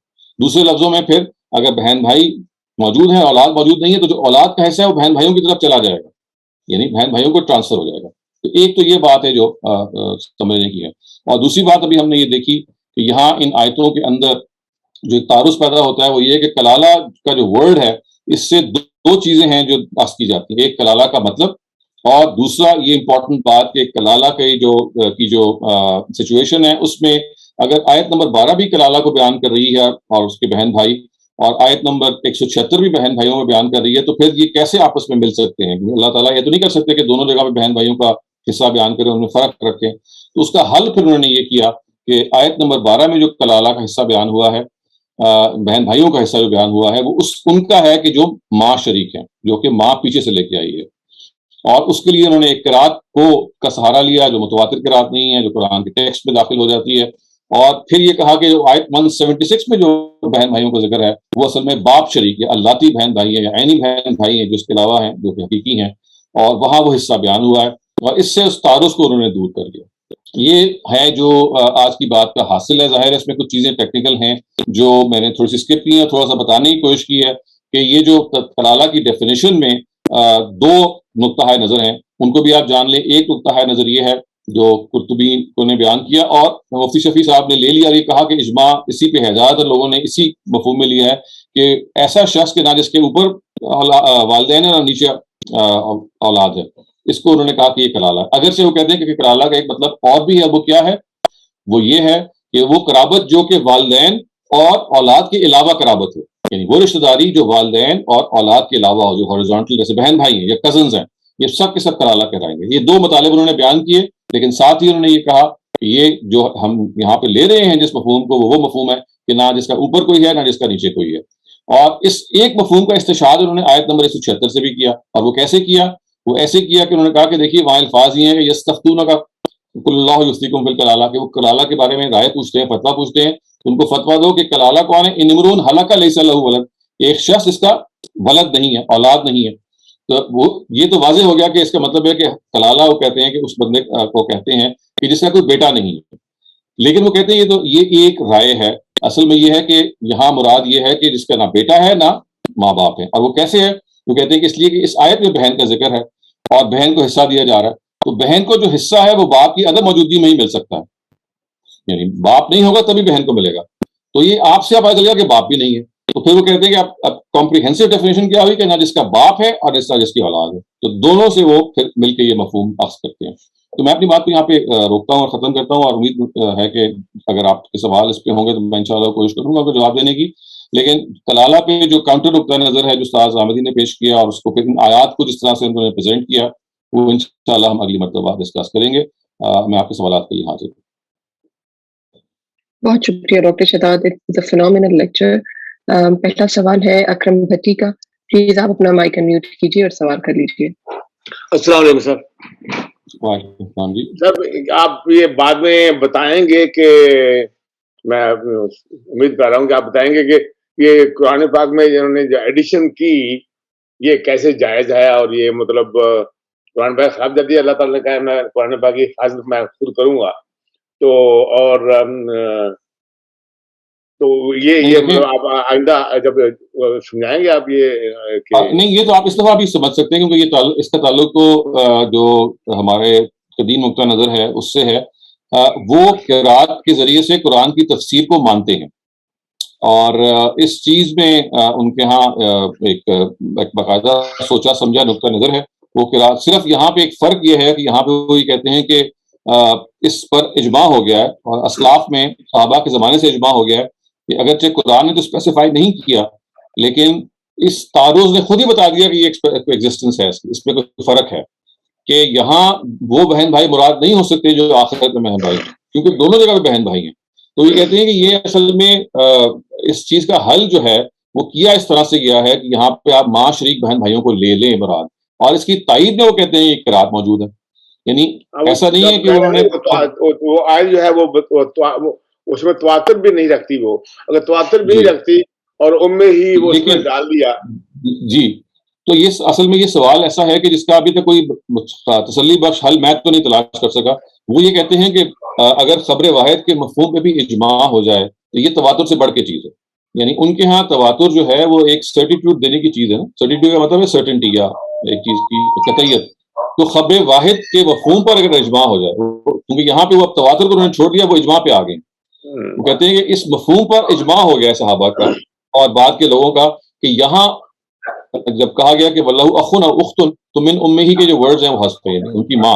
وہ کہتے ہیں this is a meaning which has been understood by our worldly scholars of the past یا the صحابہ, and this meaning although is not corroborated by a متواتر قرات but it is actually understood through اجماع. ان کے ہاں یہ اب دوسرا وہیکل ہے جس کو وہ استعمال کر رہے ہیں. اب تواتر کی بحث ان کے ہاں نہیں ہے، اب ان کے ہاں بحث ہے اجماع کی. اور تواتر کو وہ کہہ رہے ہیں کہ اگر آپ نہ بھی ہو تو اب خبر واحد اجماع کی موجودگی میں سپورٹڈ ہے. آپ سمجھ گئے یہ باریک چیز ہے. یعنی ان کے ہاں جہاں اب اجماع ہے جس نے گورن کیا اس آیت کے مطلب کو، اور خبر واحد نے صرف ایڈ کیا اس میں آ کے. اجماع وہ کس چیز پہ ہوا ہے؟ وہ کہتے ہیں اجماع اس چیز پہ ہوا ہے کہ یہاں مراد اب تمام بہن بھائی نہیں ہے، صرف ماں شریک بہن بھائی. ماں شریک اور باپ شریک کی تو بات سمجھ میں آ رہی، جو سمجھ میں نہیں میری بات آ رہی. اور میں سمجھ رہا تھا کہ آپ بتائیں گے کہ بھی فراہی علماء نے اس کا یہ کوئی حل نکالا، جیسے پہلے آپ نے علاموں کی وہ تو ہم آگے کریں گے. یعنی اس کا جو حل ہے وہ تو کاؤنٹر جو اس کا جو دوسرا نقطہ نظر ہے وہ تو ظاہر ہے ابھی جب آئے گا وہ آپ کے سامنے آ جائے گا. لیکن میں تو ابھی کہہ رہا ہوں کہ ہمیں سمجھنا ہے اپنے کلاسیکل اسکالرس کی رائے کو. تو کلاسیکل اسکالرس کی رائے کو پہلے سمجھ لیں. وہ یہ کہتے ہیں کہ اس مفہوم پر اجماع صحابہ ہے. یعنی یہ بات کہ یہاں مراد بہن بھائی ہیں خیافی. اور یہ جو قرات ہے یہ مزید برآں ہے، یعنی اس پر وہ صرف بیس نہیں کر رہے، وہ کہتے ہیں یہ بھی ہے. تو اس اجماع کو اس نے تائید کر دی. اب آپ اگر یہ پوچھ رہے ہیں کہ اس کا حل کیا ہے کہ بغیر، تو وہ تو ظاہر ہے کہ جب کاؤنٹر نقطہ اگر ہم پڑھیں گے جو فرعی اسکالرس کا اس میں ہم دیکھیں گے متبادل کیا ہے. یہاں آج ہم نے ابھی جتنی بحث کی ہے وہ صرف یہ جاننے کی کوشش کی ہے کہ جو کلاسیکل نقطہ نظر ہے کلالہ کے بارے میں وہ کیا ہے. تو آپ اس کی جتنی وضاحت پوچھنا چاہتے ہیں میں اس کے لیے حاضر ہوں. Thank you. Nasir Shahab please آپ اپنا سوال کیجیے. السلام علیکم سر. وعلیکم السلام. سر میرا سوال یہ ہے کہ اگر کسی ڈیسیز کے بچے نہ ہوں تو ان کی ماں باپ کو 1/3 and 2/3 ملے گا، لیکن اس میں ضروری یہ ہے کہ ان کی جو سروائونگ اسپاؤس ہے اس کے پیسے مطلب ان کو پہلے ملے اس کے بعد ماں باپ کو ملے. ہاں جی، وہ اسپاؤس کو تو ملنا ہے. یعنی جب وہ کہتے ہیں نا کہ ماں باپ ہی وارث ہو تو وہ اصل میں اس مفہوم میں کہہ رہے ہوتے ہیں کہ اولاد کے نہیں ہے. یعنی اگر اسپاؤس موجود ہے تو اسپاؤس کو پہلے دیا جائے گا اور پھر وہ ان کو دیا جائے گا. Thank you sir. جی اگلا سوال انمول آپ کیجیے. جی السلام علیکم ڈاکٹر صاحب. وعلیکم السلام. جی ڈاکٹر صاحب جو آیت نمبر 12 وَإِنْ كَانَ رَجُلٌ يُورَثُ كَلَالَةً، اور پھر اسی کلالہ کے بارے میں کہا کہ اللہ تعالیٰ تمہیں فتویٰ دیتا ہے کلالہ کے بارے میں. تو اصل میں تھوڑا سا یہ بتائیے گا کہ وہاں پہ کلالہ کا یا کلالہ کی وضاحت ہو رہی ہے تو کیا وضاحت ہوئی کلالہ کی کہ کلالہ کیا بنا پھر؟ دیکھیں نا آخری آیت میں جو الفاظ ہے وہ یہ کہیں کہ یستفتونک، وہ تم سے فتویٰ پوچھتے ہیں کلالہ کے بارے میں. تو کلالہ کا مطلب کیا ہے وہ ترجمہ اب یہ کرتے ہیں. تو کہتے ہیں کہ کلالہ کا مطلب یہ ہے کہ ان نمرون ہلکا لیس لہ ولد، کہ ایسا شخص ہلاکا مر جائے جس کا لیس لہ ولد، جس کی اولاد نہ ہو. تو کہتے ہیں کہ کلالہ کا مطلب یہ ہے کہ قرآن نے خود 176 میں اس کو واضح کر دیا کہ وہ شخص جس کی اولاد نہ ہو. یہاں تک تو وہ قرآن سے لے آئے ہیں، لیکن چونکہ ترجمہ انہوں نے یا جو ڈیفینیشن ایکسیپٹڈ کی ہے وہ یہ ہے کہ جس کی اولاد، جس کے والد بھی نہ ہو، والدین بھی نہ ہو. اب اس آیت میں تو والدین کا ذکر نہیں ہے. اس آیت میں تو صرف یہ ذکر ہے کہ اس کی اولاد اگر نہ ہو. نمرون ہلاکا لیس لہ ولد، بندہ مر جائے لیکن لیس لہ ولد، اس کی اولاد نہ ہو. تو کہتے ہیں کہ یہ جو والدین کا تذکرہ جو ہے اس لیے نہیں امپلیسٹلی موجود ہے کیونکہ اس آیت میں تو بہن کو حصہ دلایا جا رہا ہے. کہا جا رہا ہے نا کہ بہن کو اتنا حصہ ملے گا. وہ کہتے ہیں کہ باپ اگر زندہ ہوتا تو بہن کو حصہ نہ ملتا. باپ حاجب ہے بہن کو دینے میں. تو اب باپ موجود نہیں ہے تبھی تو بہن کو حصہ مل رہا ہے. باپ اس لیے کہ بہن کو حصہ جب دیا جا رہا ہے تو باپ موجود نہیں ہے. تو جب باپ موجود نہیں ہے تو اس کا مطلب باپ فوت ہو چکا ہے. تو کہتے ہیں کہ آپ سے آپ اصل میں آیت نے کہ استخراج نے ڈیڈکشن کے ذریعے سے ہمیں یہ بتا دیا کہ نہ اس کا اوپر کوئی موجود ہے نہ اس کا نیچے کوئی موجود ہے. آیت میں ایکسپلیسٹلی تو صرف اولاد کا ذکر ہے، ماں باپ کا ذکر نہیں ہے. وہ کہتے ہیں باپ کا ذکر اصل میں ڈرائیو کیا جا سکتا ہے. وہ کیسے ڈرائیو کیا جا سکتا ہے کہ آپ بہن کو حصہ دے رہے ہیں، بہن کو حصہ باپ کی موجودگی میں نہیں مل سکتا. چونکہ دے رہے ہیں اس کا مطلب باپ موجود نہیں ہے تو بھی فوت ہو چکا ہے. تو اب وہ فوت ہو چکا ہے اور بچے بھی فوت ہو چکے ہیں. تو آپ سے آپ کلالہ کا کیا مطلب ہوا کہ وہ شخص جس کا نہ اوپر کوئی ہے نہ نیچے کوئی ہے. تو اس منطقی طریقے سے اس کو ڈرائیو کرتے ہیں. تو ڈاکٹر صاحب اگر والد ہو تو اس کو سارا حصہ جائے گا؟ نہیں، یہ تو ایک الگ بحث ہے. والد ہو یا نہ ہو تو اس کو کیا ہے وہ تو کیلکولیشن کے ذریعے سے ہم پھر کریں گے نا. لیکن وہ یہ کہتے ہیں کہ باپ کی موجودگی میں بہن کو حصہ نہیں مل سکتا. یعنی مثلا میں اگر میرے والد زندہ ہیں تو میری بہن کو حصہ نہیں جائے گا. باپ کی عدم موجودگی ہی میں جائے گا ان کے مطابق. وہ ایک کیلکولیشن ہے جو وہ کرتے ہیں جس کے مطابق ان کے ہاں ایک تقسیم ہے کہ اسبات کی ایک تقسیم ہے، پھر حقیقی رشتہ داروں کی ایک تقسیم ہے. تو اس میں یہ ہے کہ جب حقیقی طور پہ آپ کے والدین زندہ ہوتے ہیں تو اس کیس میں بہن کو حصہ نہیں ملتا. ان کی وفات یعنی ان کی ایبسنس ہی میں بہن کو حصہ ملتا ہے. اب یہاں جو کہ آیت یہ کہہ رہی ہے نا کہ ان امرون ہلاکا لیس لہ ولد ولہ اختن، لیس لہ ولد اولاد نہیں ہے لیکن بہن ہے، ولہ اختن. تو اب اگر بہن ہے اور اس کو حصہ دیا جا رہا ہے اس کا مطلب ہے کہ اب باپ نہیں موجود ہے. کیونکہ باپ اگر موجود ہوتا تو پھر یہ نہیں کہا جاتا ولہ اختن، پھر یہ نہیں کہا جاتا کہ بہن کو کوئی حصہ ملے گا. یہ ان کا موقف ہے یا باپ بھی موجود نہیں ہے. یہ ان کا موقف ہے ڈاکٹر صاحب؟ جی ان کا موقف ہے. جی ٹھیک ہے. اگرچہ الفاظ تو یہ نہیں کہتے لیکن باپ کو تو سارا جا نہیں سکتا تو پھر بہن کا تو تبھی بنے گا نا جب والد ہے. تو نہیں وہ جو بچے گا اس میں سے وہ تو دیکھیں وہ تو ایک کیلکولیشن جب آپ کریں گے نا تو یہ کہتے ہیں کہ باپ کی موجودگی، باپ حاجب ہے، وہ یہ ان کا ورڈ ہے. حاجب کا مطلب ہے وہ حجاب ہے، وہ ابسٹرکٹ کر دیتا ہے. باپ ابسٹرکٹس اس کی پریزنس کے نتیجے میں بہن بھائیوں کو نہیں جائے گا، اس تک پہنچ جائے گا. اب باپ اکیلا تو موجود نہیں ہے نا، باپ کے ساتھ اس کی بیوی بھی ہو سکتی ہے جو ماں ہے، اور بھی لوگ ہو سکتے ہیں. اس وقت اسے وہ یہ کہہ رہے ہیں کہ باپ کی ایبسنس ہمیں ماننی پڑے گی کیونکہ باپ کی ایبسنس ہی میں شیئر بہن کو جا سکتا ہے. ٹھیک ہے ڈاکٹر صاحب. اگلی دفعہ آپ سے زیادہ بہتر سمجھے گا. میرا میں کچھ بات باقی ہے. جی یعنی یہ ان کا موقف تو میں نے پورا بیان کر دیا ہے. جو دوسرا بات بیان کیا ہے وہ جو حصہ ہے وہ یہ ہے کہ اس کلالہ کا جو مطلب ایکچوئل ہے وہ پھر ہے کیا. اگر یہ مطلب ہے پھر تو ہمیں یہ قرات ماننی پڑے گی پھر ماننا پڑے گا یہاں بھی بہن بھائی ہیں ادھر بھی بہن بھائی ہیں, دونوں فرق بہن بھائی ہیں. نہیں ایسا تو نظر نہیں آتا, بہرحال دیکھتے ہیں, نیکسٹ ٹائم دیکھتے ہیں. Thank you. جی بہت شکریہ ڈاکٹر شہزاد. میرے پاس ایک ریٹن سوال ہے اور پوچھا جی یہ کیا ہے کہ جب وراثت تقسیم ہوتی ہے تو کچھ ایسے سینیریوز بھی ہیں جہاں پر certain percentage of the assets are left undistributed. For example اگر ایک بیٹی ہو یا دو سے زیادہ بیٹیاں ہوں, تو سوال یہ ہے کہ جو باقی ایسٹس ہیں کیا وہ کس طرح ڈسٹریبیوٹ ہوں گے؟ کیا وہ گورنمنٹ ڈیسائیڈ کرے گی؟ جی, پہلی بات تو یہ کہ یہ آگے اس کی گفتگو ہم نے کرنی ہے, یہ ایک مسئلہ ہے جو ذرا بحث آگے آنا ہے, لیکن میں آپ کو مختصراً یہ جواب دے دیتا ہوں کہ نبی صلی اللہ علیہ وسلم نے اس میں گائیڈنس ہمیں یہ دی ہے, اور وہ یہ دی ہے جو قرآن کی آیت پر بیسڈ ہے. قرآن کی آیت یہ کہتی ہے نا کہ جو میراث کا اصول ہے, جس اصول پہ میراث دی جائے گی, وہ کیا ہے؟ اقرب لکم نفع, کہ جو بینیفٹ میں ڈسیز کے جتنا زیادہ قریب ہوگا اتنا زیادہ وہ حقدار ہوگا. تو اللہ تعالیٰ کے پیغمبر نے اشتہاد کیا اور یہ کہا کہ جو میراث بچ جائے گی وہ اسی اصول پہ کہ بینیفٹ آف دا ڈسیز جس کے پاس سب سے زیادہ ہے اس پر چلی جائے گی. تو آپ نے یہ کہا کہ اولا رجل ذکر, دین the remaining will go to the closest male relative unless the extra amount or the one which remains اس کے حق میں کوئی آپ نے اس سے آپ نے کوئی وصیت نہ کر دی ہو. یعنی اگر آپ نے وصیت کر دی ہے اس بچے ہوئے اماؤنٹ کی تو پھر تو وہ وصیت کا عمل ہوگا, وہ بچہ ہوا اماؤنٹ وہاں چلا جائے گا.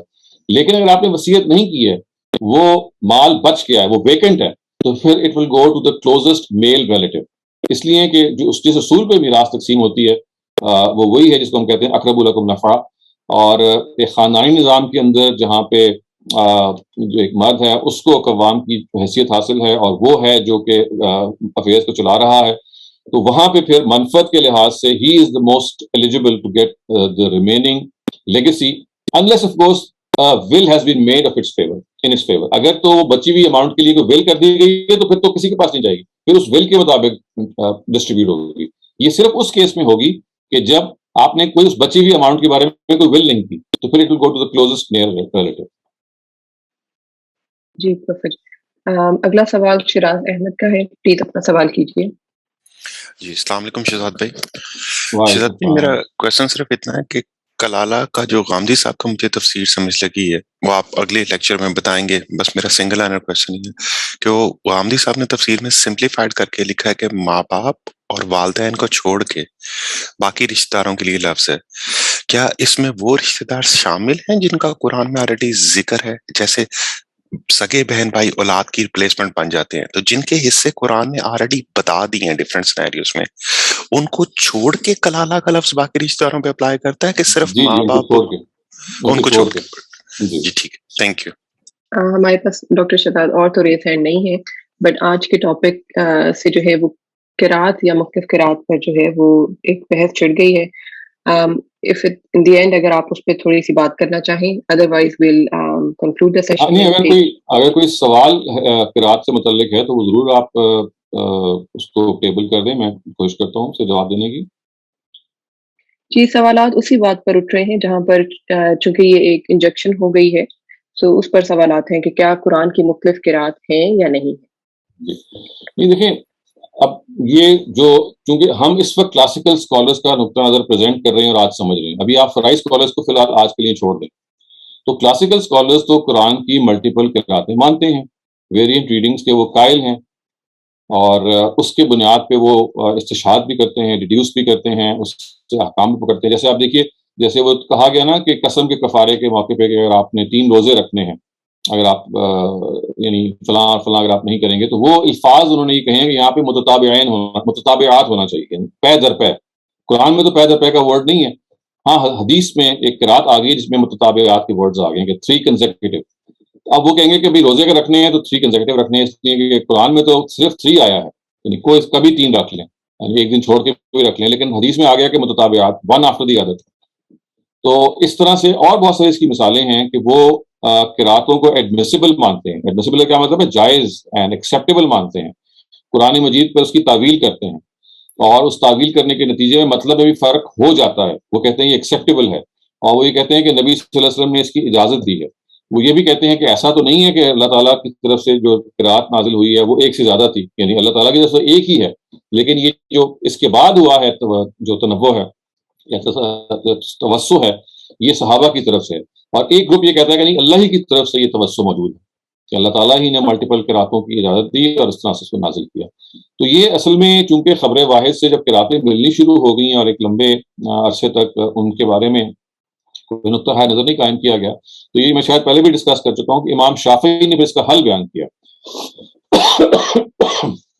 انہوں نے حل یہ بیان کیا کہ انہوں نے کہا کہ دیکھیے یہ علم الخاصہ ہے.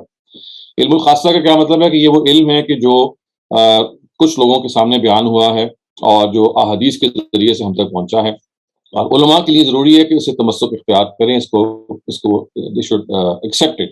اس کے مقابلے میں ایک ہے علم العامہ. علم العامہ کا مطلب ہے جو جنرلی منتقل ہوا ہے، جو تواتر سے منتقل ہوا ہے، یہ ان کی حد تک تو یہ بالکل ٹھیک ہے. لیکن علم الخاصہ کا مطلب یہ ہے کہ آپ کے لیے یہ ضروری ہے کہ وہ چیزیں جو خبر واحد سے آپ کو پہنچی ہیں اور وہ پیغمبر سے پہنچی ہیں، تو اس میں اور دوسرے علم میں آپ کوئی تفریق نہ کریں. لیکن یہ علماء کے لیے ضروری ہے کہ وہ علم الخاصہ کا جو علم ہے یا اس کو وہ حاصل کریں. تو ان کی جو کتاب الام ہے وہ اصل میں وہ پہلی کتاب ہے جو آج بھی پریویل کر رہی ہے اتنی صدیاں گزر جانے کے بعد بھی، جو قرآن اور خبر واحد کا رشتہ بیان کرتی ہے کہ اگر قرآن مجید اور خبر واحد میں تعارض پیدا ہو جائے، یعنی اگر تو دے آر ان کنفارمٹی تو دیر از ناٹ اے پرابلم، اس لیے کہ خبر واحد جو ہے وہ قرآن کی تشریح کر رہی ہے. لیکن اگر قرآن کچھ کہہ رہا ہے اور خبر واحد کچھ کہہ رہی ہے تو پھر کیا کیا جائے؟ تو اس کے لیے پھر انہوں نے تطبیق کے اصول کچھ بتائے اور یہ بتایا کہ دیکھیے خبر واحد اگر عادل اور ضابط ہے، یعنی کسی عادل اور ضابط راوی سے بیان ہوئی ہے، اس کا کیا مطلب ہے کہ جو نہ جھوٹ بول رہا ہے اور اس کی میموری بھی بالکل ٹھیک ہے، سند کے لحاظ سے اگر وہ چیز ٹھیک ہے، تو پھر اگر وہ آپ کو نظر بھی آ رہا ہے تعارض، تو اصل میں آپ کے فہم کا قصور ہے، اصل میں وہ تعارض نہیں ہے، وہ روایت کو ایکسیپٹ کی جائے گی. تو لہٰذا وہ روایت کے بارے میں ان کا نقطہ یہ ہے کہ ہر خبر واحد جس کی سند ٹھیک ہے وہ اصل میں قرآن کی شرح ہے اور اس کو ریجیکٹ نہیں کیا جا سکتا. اس کے مقابلے میں احناف ایک اور جگہ پہ کھڑے ہوئے ہیں، وہی کہتے ہیں کہ نہیں، خبر واحد سے تو ہم قرآن کی تخصیص نہیں کر سکتے یا قرآن کے برابر ہم کسی چیز کو نہیں لا سکتے، اس کے لیے ضروری ہے کہ خبر متواتر ہی ہو یا قرات متواتر ہو. لہٰذا وہ یہاں پہ تو یہ کیس کرتے ہیں. پھر وہ کہتے ہیں کہ اگر ایک مرتبہ اس خبر متواتر کو کوئی نص اگر ہو جائے تو پھر وہ عام مخصوص عنہ الباز کے جگہ پہ چلی جاتی ہے. اس کا کیا مطلب ہے کہ اب پھر خبر واحد بھی اس کو منسوخ کر سکتی ہے، اگر ایک مرتبہ متواتر نے منسوخ کر دیا تو واحد بھی کر سکتی ہے. تو اس طرح سے یہ احناف اور شوافی کی وہ ایک بحث ہے جو ہمارے ہاں ہسٹری میں چلی آ رہی ہے. لیکن اس وقت اگر آپ پوچھیں تو یہ اس وقت امام شافعی کا نقطہ نظر ہے جو جنرلی پریویل کر رہا ہے. اسی کی کوک سے اہل حدیث حضرات جو ہیں آپ کہہ سکتے ہیں کسی درجے میں برآمد ہوئے، اور اس کے بعد امام ابن حزم اور داؤد ظاہری جنہوں نے پھر ایک بالکل دوسرا نقطہ نظر اختیار کیا. انہوں نے یہ کہا کہ دیکھیے حدیث بھی قرآن ہی کی طرح محفوظ ہے، یعنی وہ واحد گروپ ہے ابن حزم کا جو یہ کہتے ہیں کہ حدیث کو بھی وہی حفاظت حاصل ہے جو قرآن کو حفاظت حاصل ہے. حدیث کو کا درجہ وہی ہے، ایک آپ کو پیغمبر سے ملی ہے، ایک آپ کو خدا سے ملا ہے. تو یہ تو ایک ایکسیپشن ہے جو ابن حزم کے فالوورز کی ہے یا ان کے یوں سمجھ لیجیے کہ جو متوسلین کی ہے. لیکن اس سے پہلے امام ابو حنیفہ اور امام شافعی کے درمیان جو نقطہ نظر کا اختلاف رہا ہے، اس کے اندر امام شافعی کی بات ہے جو آج بھی پریویل کر رہی ہے. آج بھی انہی کی بات کو خبر واحد کو حجت بنا کے جب پیش کیا جاتا ہے تو اس کی وجہ بھی یہی ہوتی ہے کہ وہ یہ کہتے ہیں کہ اگر سند ٹھیک ہے تو پھر درایتاً اور جو روایت کا کنٹینٹ ہے اس پہ آپ کیوں جا رہے ہیں؟ تو وہ پیغمبر کی بات ہے، آپ کو سمجھ میں نہیں آ رہی تو آپ کی سمجھ میں غلطی ہوگی، اس کو ہم ایکسیپٹ کریں گے. لہٰذا پھر انہوں نے خبر واحد کے بارے میں اصول بنا لیا کہ اگر وہ سند کے لحاظ سے ٹھیک ہے تو it has to be acceptable. تو یہ ایک سوچا سمجھا، آپ اس سے اختلاف کر سکتے ہیں اس اصول کو، آپ اس اصول کو غلط مان سکتے ہیں، لیکن یہ چیز ہے کہ جس کو انہوں نے ایک اصول کے طور پہ اپنے ہاں بیان کر دیا ہے اور اس پہ وہ کرامت ہے، اس پہ وہ عمل کر رہے ہیں وہ. جی بہت شکریہ. اینڈ آئی انڈرسٹینڈ کہ آپ کی جو بک ہے ہسٹری آف دا قرآن، اس میں بھی اس میں بہت تفصیل سے بحث کی گئی ہے. سو ریڈرز جو بھی اس کو پڑھنا چاہیں پلیز ڈو سو. اگلا سوال ہے اکرم بھٹی کا، پلیز آپ اپنا سوال کیجیے. سر ایک چھوٹا سا سوال یہ ہے کہ تواتر کی ہمیں ڈفرینٹ ڈیفینیشن بتا دیں کہ تواتر میں بھی تو اس کی ڈیفائن کرنے میں تو فرق ہے نا، کہ فرائی اسکول ہوتا وہ ڈیفائن کرتے ہیں اور دوسرے جو ٹریڈیشنل اسکالرز ہیں وہ اس کی اور طرح ڈیفائن کرتے ہیں. کہتے ہیں لوگوں نے وہ کیا تو تواتر ہو جائے گا، اس کی ڈیفائن کر دیں گے پلیز. دیکھیں تواتر جو ہے نا وہ جو اصولیین ہیں، جو ٹریڈیشنل اسکالرز کے دو ان کے گروہ ہیں. ایک ہے اصولیین. اصولیین کون ہے؟ کہ جو علم اصول کے ماہر ہیں، جو مثال کے طور پہ قرآن و حدیث اصول فقہ جو ڈرائیو کرتے ہیں، اور ایک ان کے محدثین ہیں. تو جو اصولیین کی تواتر کی ڈیفینیشن ہے اور جو فرائی اسکالرز کی تواتر کی ڈیفینیشن، یہ ایک ہی ہے، بالکل ایک ہے. البتہ جو محدثین کی تواتر کی ڈیفینیشن ہے وہ ایک مختلف ڈیفینیشن ہے جو میں بھی آپ کے سامنے بیان بھی کر دیتا ہوں. تو جو اصولیین ہیں وہ یہ کہتے ہیں کہ جب اتنی بڑی تعداد کوئی بات کو بیان کرے کہ جس پہ جھوٹ پر جمع ہونے کا امکان نہ ہو ہر طبقے میں، تو پھر ایسی چیز کو جو منتقل ہو رہی ہے اس کو آپ متواتر کہتے ہیں. فرائی اسکالر بھی ایگزیکٹلی یہی کہتے ہیں. محدثین البتہ تواتر کی ایک نئی ڈیفینیشن وہ کرتے ہیں، وہ یہ کہتے ہیں کہ اگر 3 سے زیادہ اگر ہوگی خبر، یعنی 3 سے زیادہ راوی اگر بیان کریں تو وہ کہتے ہیں وہ خبر مشہور ہے، 3 سے لے کے 10 تک. اور پھر میں سے بعض لوگ یہ کہتے ہیں کہ 10 سے زیادہ اگر راوی کسی ایک بات کو بیان کر رہے ہیں تو وہ تواتر تک چلی جاتی ہے. تو یہ محدثین کی بنائی ہوئی اصطلاح ہے جس کو اصولیین نے نہیں مانا، یا کم سے کم اپنے آپ کو الگ رکھا ہے. لیکن جو اصولیین کی جو ڈیفینیشن ہے تواتر کی اور جو فرائی اسکالرس کی تواتر کی ڈیفینیشن ہے بالکل ایک ہے، جس کا مطلب یہ ہے کہ آپ اتنی بڑی تعداد کسی بات کو بیان کرے یا نقل کرے کہ اس کا جھوٹ پر امکان جمع ہونا، اس کا جو امکان ہے وہ ناممکن ہو. اور یہ ہر طبقے میں یہ پراپرٹی پائی جائے، یعنی جب اتنی بڑی تعداد اپنی اگلی جنریشن کو منتقل کر رہی ہے، وہ اپنی اگلی جنریشن کو منتقل کر رہی ہے کہ ان کے اندر کذب کا امکان نہیں ہے جمع ہونے کا، تو اس کو وہ کہتے ہیں تواتر. اس میں میں نے ایک چیز اور بھی مطلب میں نے سمجھی تھی کہ اتنی بڑی تعداد ہو جو ایک کسی جھوٹ پہ اکٹھی نہ ہو سکے اور اس کا تواتر رسول اللہ صلی اللہ علیہ وسلم کی ذات تک جائے. جی جی یہ صحیح ہے. لیکن تواتر کا جو اولین قدم ہے وہ تو نبی صلی اللہ علیہ وسلم کی پہلی جنریشن ہے. نبی صلی اللہ علیہ وسلم خود تو ایک ہے نا، وہ تو تواتر یعنی انہوں نے جب دین دے دیا تو اب تواتر شروع ہوگا صحابہ سے. صحابہ نے اگلی جنریشن کو دیا تابعین کی، انہوں نے تبع تابعین کو، اور and so on and so forth, کہ جو صحابہ سے دین، صحابہ کو تو نبی صلی اللہ علیہ وسلم نے تنہا دین دیا، ہر ایک کو دیا، پوری کی پوری صحابہ کی جو جماعت تھی اس کو دے دیا. اب صحابہ نے اس کو آگے ٹرانسمٹ کیا، تو اتنی بڑی تعداد نے، صحابہ کی تعداد نے اس کو ٹرانسمٹ کیا کہ تابعین تک جب وہ پہنچا تو اس میں جو متواتر حصہ تھا اس کے بارے میں یہ کوئی امکان نہیں ہے کہ اس میں کوئی غلطی ہو سکتی.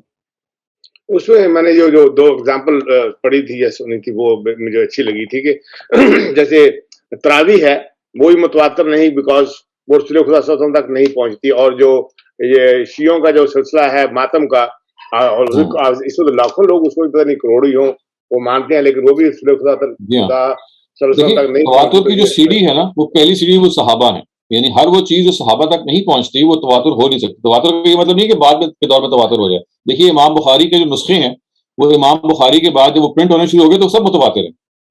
تو اس کا یہ مطلب نہیں ہے کہ وہ حدیث اب نبی صلی اللہ علیہ وسلم سے متواتر ہے، وہ بخاری سے نیچے نیچے متواتر ہو سکتی ہے. ہمارے لیے متواتر تو نہیں ہوئی نا وہ. ہاں تو میں وہ یہ کہہ رہا ہوں کہ بخاری سے نیچے نیچے تو کوئی آدمی کلیم کرے تو چلیں اس کلیم کو ایگزامن کریں گے، لیکن یہ نہیں کہا جا سکتا کہ یہ حدیث متواتر ہے، اس لیے کہ اس حدیث جو نبی صلی اللہ علیہ وسلم سے بخاری تک پہنچی وہ تو احاد کے طریقے پہ پہنچی ہے. تو تواتر کا کے لیے ضروری ہے کہ وہ نمبر 1 اسٹیپ یعنی صحابہ کا جو اسٹیپ ہے اس سے شروع ہو.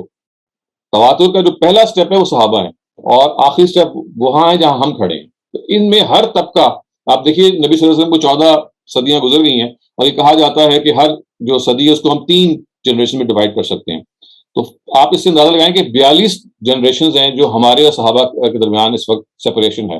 تو ان 42 کی 42 جنریشنز کے اندر یہ تواتر موجود ہونا چاہیے، اسٹارٹنگ فرام دا صحابہ رائٹ اپ ٹو اس. بڑی مہربانی ہے، یہ میں کہنا چاہتا تھا. بڑی بڑی شکریہ، جزاک اللہ خیر. جی شیراز آپ اپنا سوال کیجیے. شہزاد بھائی اسی تواتر کے اوپر میں نے آپ سے صرف کنفرمیشن لینی تھی کہ ایک کرسچن ہسٹورین ہے بڑا مشہور دنیا میں، بارٹ ہرمن، جب وہ کرسچینٹی کی ہسٹری بتا رہا ہوتا ہے تو وہ میں نے یہ پہلی دفعہ اس سے سمجھی تھی کہ کوئی بھی ہسٹورین کسی چیز کو ہسٹوریکل فیکٹ ماننے کے لیے یہی ڈھونڈتا ہے، اور اس نے اس کو انگلش میں یہ ایکسپلین کیا تھا کہ اتنے مختلف لوگ جو ایک دوسرے سے کولیبوریٹ نہ کر رہے ہوں وہ ایک ہی بات بیان کریں تو جس کو آپ کہتے ہیں ان کا جھوٹ پہ جمع ہو جانا، کنسپائر کرنا، یہ لاجیکلی امپاسبل ہو جاتا ہے. تو یہ بس الیبوریٹ کر دیں کہ یہ کوئی اسلامی اصطلاح نہیں ہے، it's a pure historical method to confirm something کہ whether it has occurred in history or not. Thank you. یہ آپ نے اچھی توجہ لائی. دیکھیے یہ جیسے شیراز کہہ رہے ہیں کہ ورڈ جو تواتر ہے یہ کوئی دین نے کوائن نہیں کیا. جیسے ہماری بہت ساری ٹرمز ہے نا کہ فرض ہے یا واجب ہے، یا بہت ساری ایسی ٹرمز بھی ہو سکتی ہیں کہ جو قرآن نے خود کوائن کی ہیں. تو تواتر ایک ہسٹری کی اصطلاح ہے، تاریخ کی اصطلاح ہے، اور یہ عربی زبان میں استعمال ہوئی ہے، اردو میں بھی استعمال ہوتی ہے، انگریزی میں کانکرنس اس لیے استعمال ہوتی ہے، پرپیچول کانکرنس. تو یہ اصل میں ہسٹری یا تاریخ کی اصطلاح ہے. تو اسٹیبلشڈ ہسٹری جس کو آپ کہتے ہیں، جس ہمارے مورخین کہتے ہیں، مورخین جب یہ کہتے ہیں نا کہ فلاں چیز اسٹیبلش ہسٹری ہے، اس کا کیا مطلب ہے کہ اس کو پرپیچول کانکرنس حاصل ہے، اس کو تواتر حاصل ہے. اور اس وجہ سے جیسے انہوں نے کہا کہ یہ چیز ذہن میں رہے کہ یہ تواتر کا جو ورڈ ہے یہ کوئی کوائن نہیں کیا گیا، یعنی کوئی مذہبی چیز نہیں ہے، یہ ایک تاریخی حقیقت ہے. تو جب بھی آپ کسی مسلمہ تاریخی حقیقت کی ٹرانسمیشن کی بات کرتے ہیں تو آپ کہتے ہیں کہ یہ وہ چیز ہے کہ جو تواتر سے منتقل ہوئی ہے، کانکرنس سے منتقل ہوئی ہے، اینڈ اٹ گیو سرٹیٹیوڈ، یہ تیقن دیتی ہے، یہ قطعیت دیتی ہے. تو تمام وہ ہسٹوریکل فیکٹس کے جو تیقن دیتے ہیں، جو قطعیت دیتے ہیں، وہ اصل میں پرپیچول کانکرنس یا تواتر سے منتقل ہوئے ہیں. تو بیسکلی جیسے بارٹ ارمن کا آپ نے نام لیا، اور بھی لوگ ہیں جو اس چیز کو بیان کرتے ہیں. تو اسٹیبلش ہسٹری کو جب بھی بیان کیا جائے گا تو اسی بنیاد پہ بیان کیا جائے گا کہ اتنے مختلف وہ 9 لوگ ہیں، مختلف حصوں میں پائے جاتے ہیں، دنیا میں دور دراز پائے جاتے ہیں، آپس میں کوئی تعلق ہی نہیں ہے. تو ان کا محال ہے کہ وہ کلوڈ کریں یا کنسپائر کریں اور مل کے کوئی جھوٹ گھڑیں.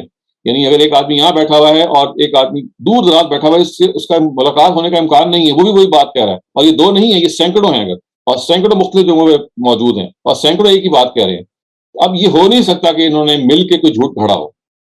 تو اس وجہ سے تاریخ کے سارے جو بڑے ماہرین ہیں اس موڈ کو وہ ایکسیپٹ کرتے ہیں.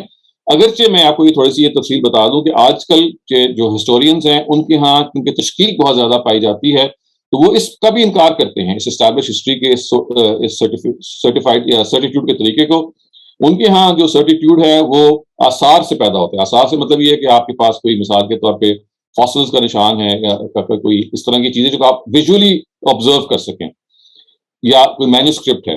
یعنی ان کے ہاں اصل چیز جو ہے وہ ان کو آثار کہتے ہیں، یا آپ سمجھ لیجئے کہ وہ جو ویژولی آپ فیل کر سکیں، دیکھ سکیں، محسوس کر سکیں. لیکن یہ بات کہ کوئی چیز ہوا میں ٹرانسمٹ ہو رہی ہے، یعنی ہوا کا کیا مطلب ہے، تھرو جنریشنز.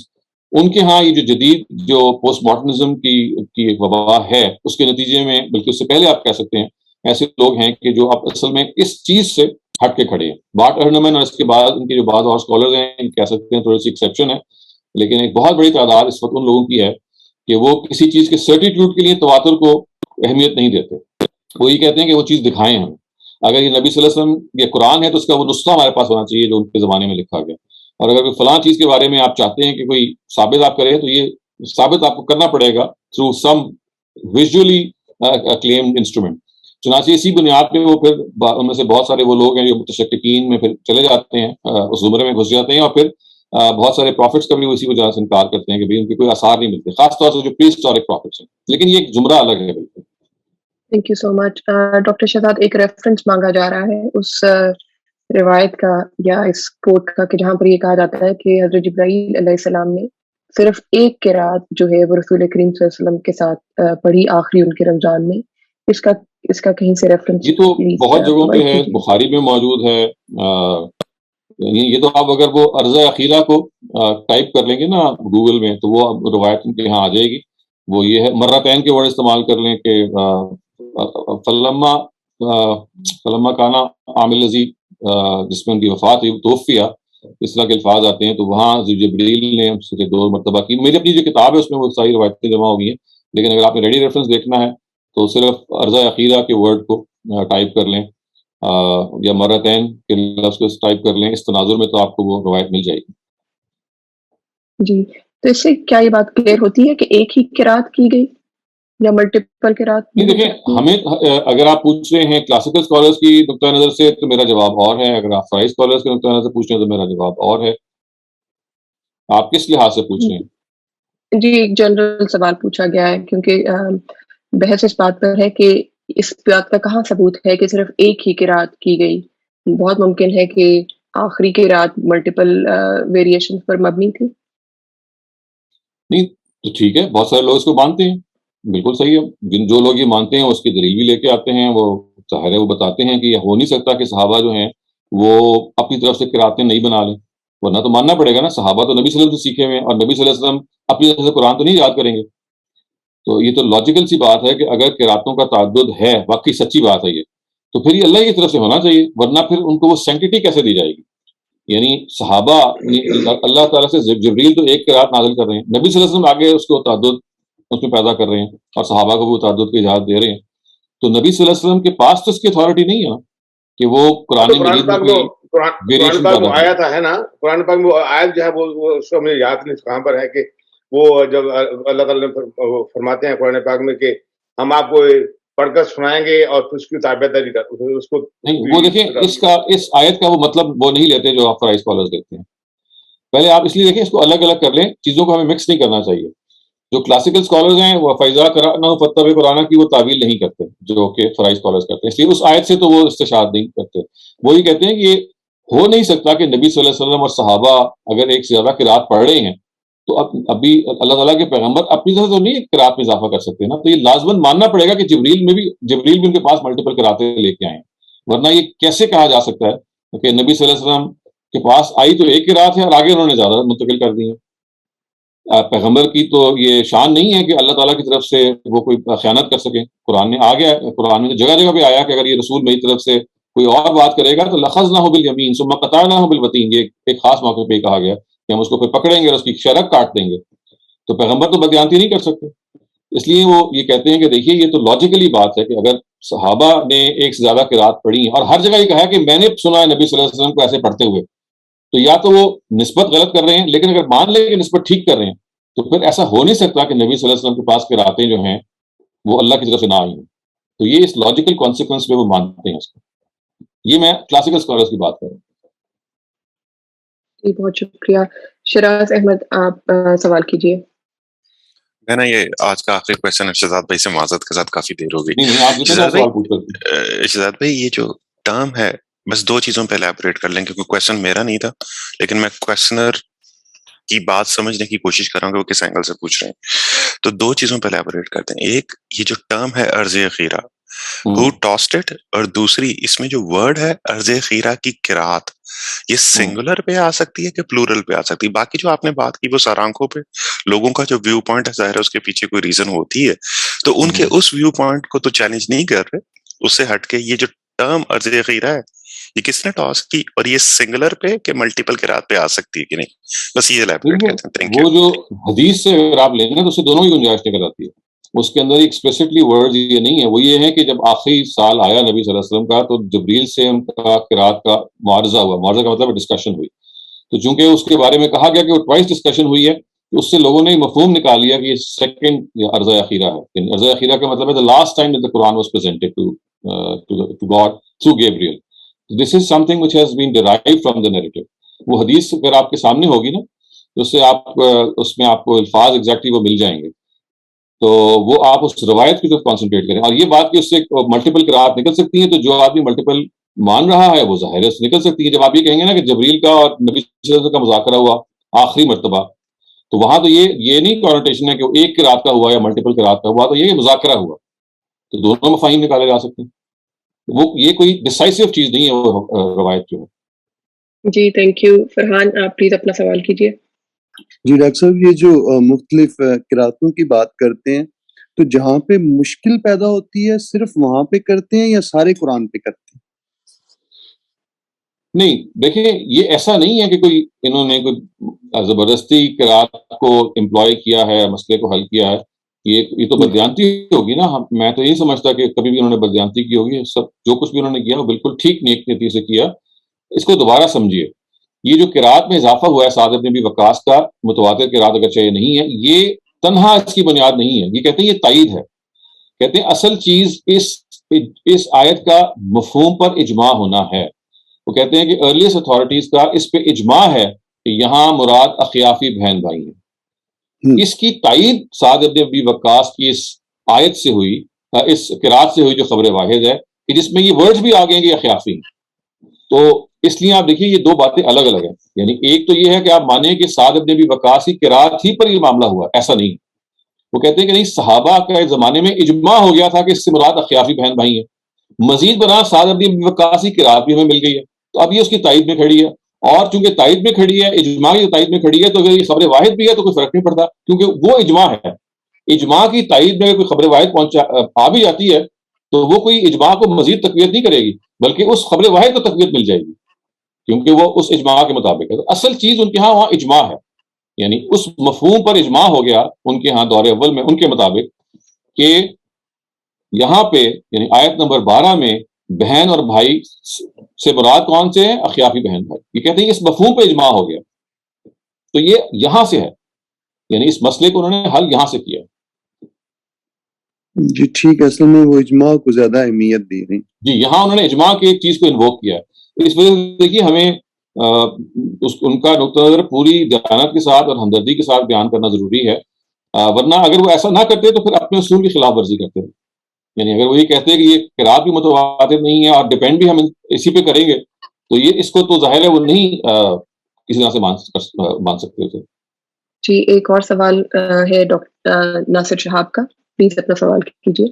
جی سر تو یہ آخری قرت کا جو مسئلہ ہے اس میں حضرت عمر نے نہیں کہا تھا کہ جی جب ان کے زمانے میں کہ میں نہیں پڑھنے دوں گا دوسروں کو؟ کون سی والی؟ یہ جو عرض اخیرہ کی قرات ہے اس کے علاوہ میں کسی اور کو نہیں پڑھنے دوں گا، کوئی اور قرت، اس کی بھی حدیث ہے؟ نہیں ایسی کوئی روایت نہیں ہے. روایت یہ ہے کہ ابی ابن کعب کے بارے میں انہوں نے کہا تھا کہ ہم ان کی اکثر باتوں پر ہم بات نہیں مانتے قرآن کے بارے میں، اس لیے کہ وہ عرض اولیٰ کی قرات پر اصرار کرتے ہیں. یہ ہے نہ کہ یہ کہا گیا کہ میں پڑھنے نہیں دوں گا. وہ تو ظاہر ہے کہ کوئی بھی پڑھنے نہیں دے گا. یعنی چونکہ جب نبی صلی اللہ علیہ وسلم کو یہ کہہ دیا گیا کہ آپ نے اسی کی پیروی کرنی ہے تو آبویسلی سب نے اس کی پیروی کرنے کی کوشش کی. یہ مسئلہ پیدا کیسے ہوا یہ تو میں نے اپنی کوشش کی اپنی ریسرچ میں ایکسپلین کرنے کے لیے. آپ نے چونکہ سوال کر دیا ہے تو وہ اس طرح سے پیدا ہوا کہ دیکھیے عرض اولیٰ کا ریکارڈ صحابہ نے منتقل کیا اپنے شاگردوں کو. یہ ایسے ہے کہ مثلا دیکھیے کتاب جو ہے وہ نازل ہو رہی ہے اور اس کی ترتیب نزولی آپ کے پاس ہے، آپ ایک اسٹوڈنٹ ہیں پروفٹ کے. اس کے بعد آخر میں آپ کو بتایا گیا کہ دیکھو یہ کتاب نازل ہوئی ہے نا، اس کو ہم نے ذرا ایک نئے ترتیب سے سیٹ کر دیا ہے، فلاں چیپٹر آگے پیچھے کر دیے اور کچھ پیجز بھی ہم نے نکال دیے. اب میرے پاس کتابیں دو طرح کی ہوگی اگر میں اسٹوڈنٹ ہوں. ایک وہ والی کتاب ہے جو کہ ترتیب نزولی سے نازل ہوئی ہے، ایک وہ کتاب ہے کہ جو اصل کتاب ہے جس کو مجھے اللہ تعالیٰ کی طرف سے پابند کر دیا گیا. اب میں ایک ایسا آدمی ہوں کہ جو میں چاہتا ہوں کہ یار نبی صلی اللہ علیہ وسلم کی صحبت میں مجھے موقع ملا ہے زندگی گزارنے کا، تو ان کے منہ سے جو بھی نکلا ہے کہ اس کو میں ایکیڈیمکلی پرزرو کر دوں. تو صحابہ کو یہ خواہش ہوئی کہ جو ترتیب نزولی سے یا عرض اولیٰ میں جو قرآن ملا اس کو بھی وہ اس ریکارڈ کو ضائع نہ کرے. یہ بڑی امپورٹنٹ بات ہے، اس ریکارڈ کو ضائع نہ کرے. ریکارڈ امپورٹنٹ نہیں ہے، اس کی ایکیڈیمک حیثیت ہے. یہ حیثیت ہے کہ بھئی پہلے اس طرح سے اترا تھا. تو ہم جیسے کہ ریلکس ہوتے ہیں نا، کبھی آپ علامہ اقبال کو آپ دیکھیے کہ انہوں نے جو اپنی شاعری میں اصلاح کی ہے تو جو پرانے اشعار ہیں اس پہ ان کو الگ پرزرو کر دیا گیا، اور جو اصل اشعار تھے جو بعد میں چھپے ان کو الگ سے وہ پرزرو کر دیا گیا. تو صرف یہ بتانے کے لیے دیکھیے پہلے یہ شعر ایسے تھا. آپ بھی اگر اقبال میوزیم میں جائیں گے تو انہوں نے کئی اپنے جو اشعار ہے، شکوہ ہے، بہت ساری اور نظمیں ہیں، ان میں جو پرانی جو چیزیں وہ لکھی ہوئی ہیں اور کاٹی ہوئی ہیں، اور بعض جگہ کاٹا ہوا بھی نہیں ہے، صرف ان کو ایکسیپٹ نہیں کیا، ان کو چنا نہیں.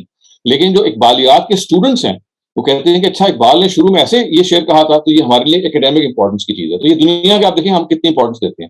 تو بالکل ایسے ہی کہ صحابہ کرام کے ذہن میں یہ تھا کہ دیکھیے ہم پیغمبر کی صحبت میں رہے ہیں، ہمارے سامنے قرآن فائنلائز ہوا ہے، تو فائنل قرآن تو یہی ہے، لیکن ایکیڈیمکلی ایک اس کی امپورٹنس ہے، ایک تاریخی اہمیت ہے کہ بھئی قرآن ایسے بھی اترا تھا، اس میں یہی چیزیں تھیں ترتیب نزولی کے ساتھ. اس کو انہوں نے الگ کیا، اس ریکارڈ کو انہوں نے ٹرانسفر کیا اپنی اگلی جنریشن کی طرف، اور تابعین سے وہ تبع تابعین تک بھی گیا. پھر یہاں آ کے وہ ہوا یہ ہے کہ بعض تابعین نے جب یہ دیکھا کہ بھی ہمیں قرآن مجید ایسے بھی مل رہا ہے اور ایسے بھی مل رہا ہے، تو پھر وہ جو لائن تھی اصل ریکارڈ کی جو کہ اصل قرآن تھا اور وہ جو ہسٹوریکل ریکارڈ کی وہ بلر ہونی شروع ہوگی اور دونوں کو ایکویٹ کرنا شروع کر دیا.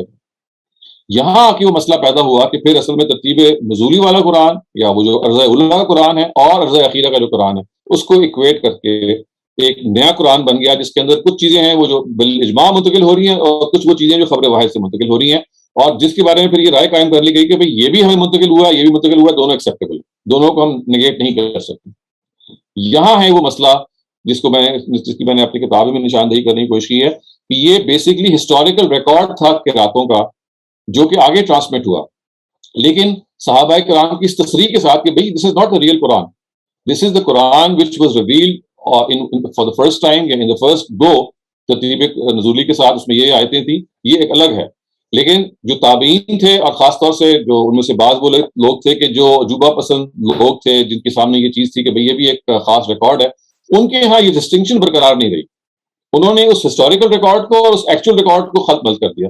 فرق صرف یہ کیا، انہوں نے کہا جو ایکچوئل ریکارڈ ہے وہ تو ہمیں بالاجماع ملا ہے، لیکن وہ جو ہسٹوریکل ریکارڈ ہے وہ خبر واحد سے ملا ہے. اب ہمارے پاس کوئی نص نہیں ہے کہ ہم خبر واحد کے ریکارڈ کو رد کریں اس ریکارڈ کے مطابق. تو انہوں نے کہا، جیسے میں نے کہا کہ امام شافعی نے پھر یہاں اس موقع پہ کہا کہ اگر ہم نے اس ریکارڈ کو رد کر دیا تو پھر اصل میں ہمیں حدیث کو رد کرنا پڑے گا، کیونکہ حدیث میں قرآن کے علاوہ جو نبی صلی اللہ علیہ وسلم کی باتیں بیان ہوئی ہیں وہ بھی تو ایسی خبر واحد کے طور پر منتقل ہوئی ہیں. تو خبر واحد کو سے قرآن اگر ہم نے رد کر دیا تو پھر اس کا نتیجہ یہ نکلے گا کہ ہمیں خبر واحد کا یونرا ہی ختم کرنا پڑے گا، کیونکہ ہم یہ تو نہیں کر سکتے کہ نبی صلی اللہ علیہ وسلم کی سیرت کو ہم خبر واحد سے لے لیں اور قرات نہ لیں. یہ وہ مشکل تھی جس میں وہ گرفتار ہو گئے. یا وہ اس موقع پہ یہ فیصلہ کرتے کہ خبر واحد کو بالکل ہی دریا بت کر دیتے، اور یا وہ یہ فیصلہ کرتے کہ نہیں خبر واحد بھی ایکسیپٹیبل ہے. تو جب ایکسیپٹیبل ہے تو ادھر سے اگر مل رہا ہے ہمیں کوئی تاریخی چیز مل رہی ہے، کوئی نبی صلی اللہ علیہ وسلم کی سیرت کی چیز مل رہی ہے اور قرآن مل رہا ہے، اس کو بھی ایکسیپٹ کر لیں. تو اس موقع پہ انہوں نے یہ فیصلہ کیا کہ نہیں، ان کو اس کو ہمارے پاس ریجیکٹ کرنے کی کوئی دلیل نہیں ہے. تو جب دلیل نہیں ہے تو انہوں نے اس کو خبر واحد سے لے لیا اور اس قرآن کو انہوں نے تواتر سے لے لیا، اور دونوں کو ملا کے پھر نئے اسکولز آف تھاٹ وجود میں آئے. اس میں پھر یہ اسکولز آف تھاٹ وجود میں آئے کہ بھائی جو قرات آپ کو اگر مل گئی ہے خبر واحد سے، اس کے اندر اگر 3 چیزیں ایسی ہیں کہ جو اسٹیبلشڈ ہیں کہ اس کی عربی ٹھیک ہے، سند اس کی ٹھیک ہے، اور وہ مصاحف عثمانی میں سے کسی ایک کے مطابق ہے، تو اس کا حیثیت پھر قرآن ہی کی ہے. تو پھر وہ لوگ اٹھے، انہوں نے کہا کہ بھائی یہ پھر قراتیں جو ہیں اگرچہ واحد ہیں، خبر واحد ہیں، لیکن چونکہ یہ 3 ان معیارات کو پورا کر رہی ہیں تو ان کی حیثیت پھر اب قرآن کے برابر ہوگی. اس میں پھر بعض اور لوگوں نے تنقید کی، انہوں نے کہا کہ نہیں، یہ تو نہیں مانا جا سکتا، یہ احاد ہی ہیں، ہر لحاظ سے ان کو احاد مانا جائے گا، اور امت کی میجورٹی ان کو احاد ہی مانا ہے. لیکن جو ابن حزم کے جو فالوورز تھے، امام شافعی کے جو دوسرے فالوورز تھے، یا اہل حدیث طبیعت کے لوگ تھے، انہوں نے اس کو پھر اسی زمرے میں رکھا، اور اس کو امام ابن تیمیہ نے پھر آ کے ایک خاص جگہ پہ پہنچا دیا، اور انہوں نے کہا کہ ہر وہ چیز جو قطعیت کا فائدہ دیتی ہے وہ تواتر ہے. ما افاد القط فہو تواتر، فہو متواتر. یہ ان کے اپنے ورڈز ہیں جو ابن تیمیہ نے بیان کیے کہ ہر وہ چیز جو کہ قطعیت کا فائدہ دیتی ہے. تو اب خبر واحد میں اگر یہ 3 کنڈیشنز پیدا ہو گئی ہیں کہ عربیت اس کی ٹھیک ہے، یعنی قرات کی، سند اس کی ٹھیک ہے، نبی صلی اللہ علیہ وسلم پہنچ رہی، اور مصحف عثمانی میں سے کسی ایک مصحف کے مطابق ہے، وہ کہتے ہیں اب یہ خبر واحد میں قطعیت پیدا ہو گئی ہے. اور ما افاد القط فهو المتواتر، جو قطعیت کا فائدہ دیتی ہے وہ متواتر ہے. تو اس طرح سے انہوں نے اس خبر واحد کو بھی متواتر بنا لیا. تو ایک پورا گروپ ہے جو آج بھی یہ کہتا ہے کہ یہ قراتوں کو جن کو آپ احاد کہہ رہی ہیں، اصل میں احاد نہیں ہے، بھی متواتر ہی ہیں. تو اس وقت چونکہ میرا موضوع تو نہیں ہے ان قراتوں میں گفتگو کرنا، تو میں نے چونکہ آپ نے سوال پوچھا ہے اس لیے بتا دیا. لیکن ایک بہت بڑی تعداد ہے جو اس سے متفق نہیں ہے، اور وہ یہ کہتے ہیں کہ نہیں، یہ احاد ہیں اور ان کو ہم تواتر نہیں مانیں گے. میں نے ان سارے بڑے اسکالرس کی جنہوں نے قرات کو احاد مانا ہے، اپنی کتاب میں ان کی تفصیل لکھ بھی دی ہے اور یہ بتا بھی دیا ہے کہ دیکھیے کہ جیسے ذہبی نے یہ کہا کہ جو آدمی یہ کہتا ہے کہ یہ قرات متواتر ہیں تو وہ پھر جھوٹ بولتا ہے، اس لیے کہ یہ حقیقت کے خلاف ہے.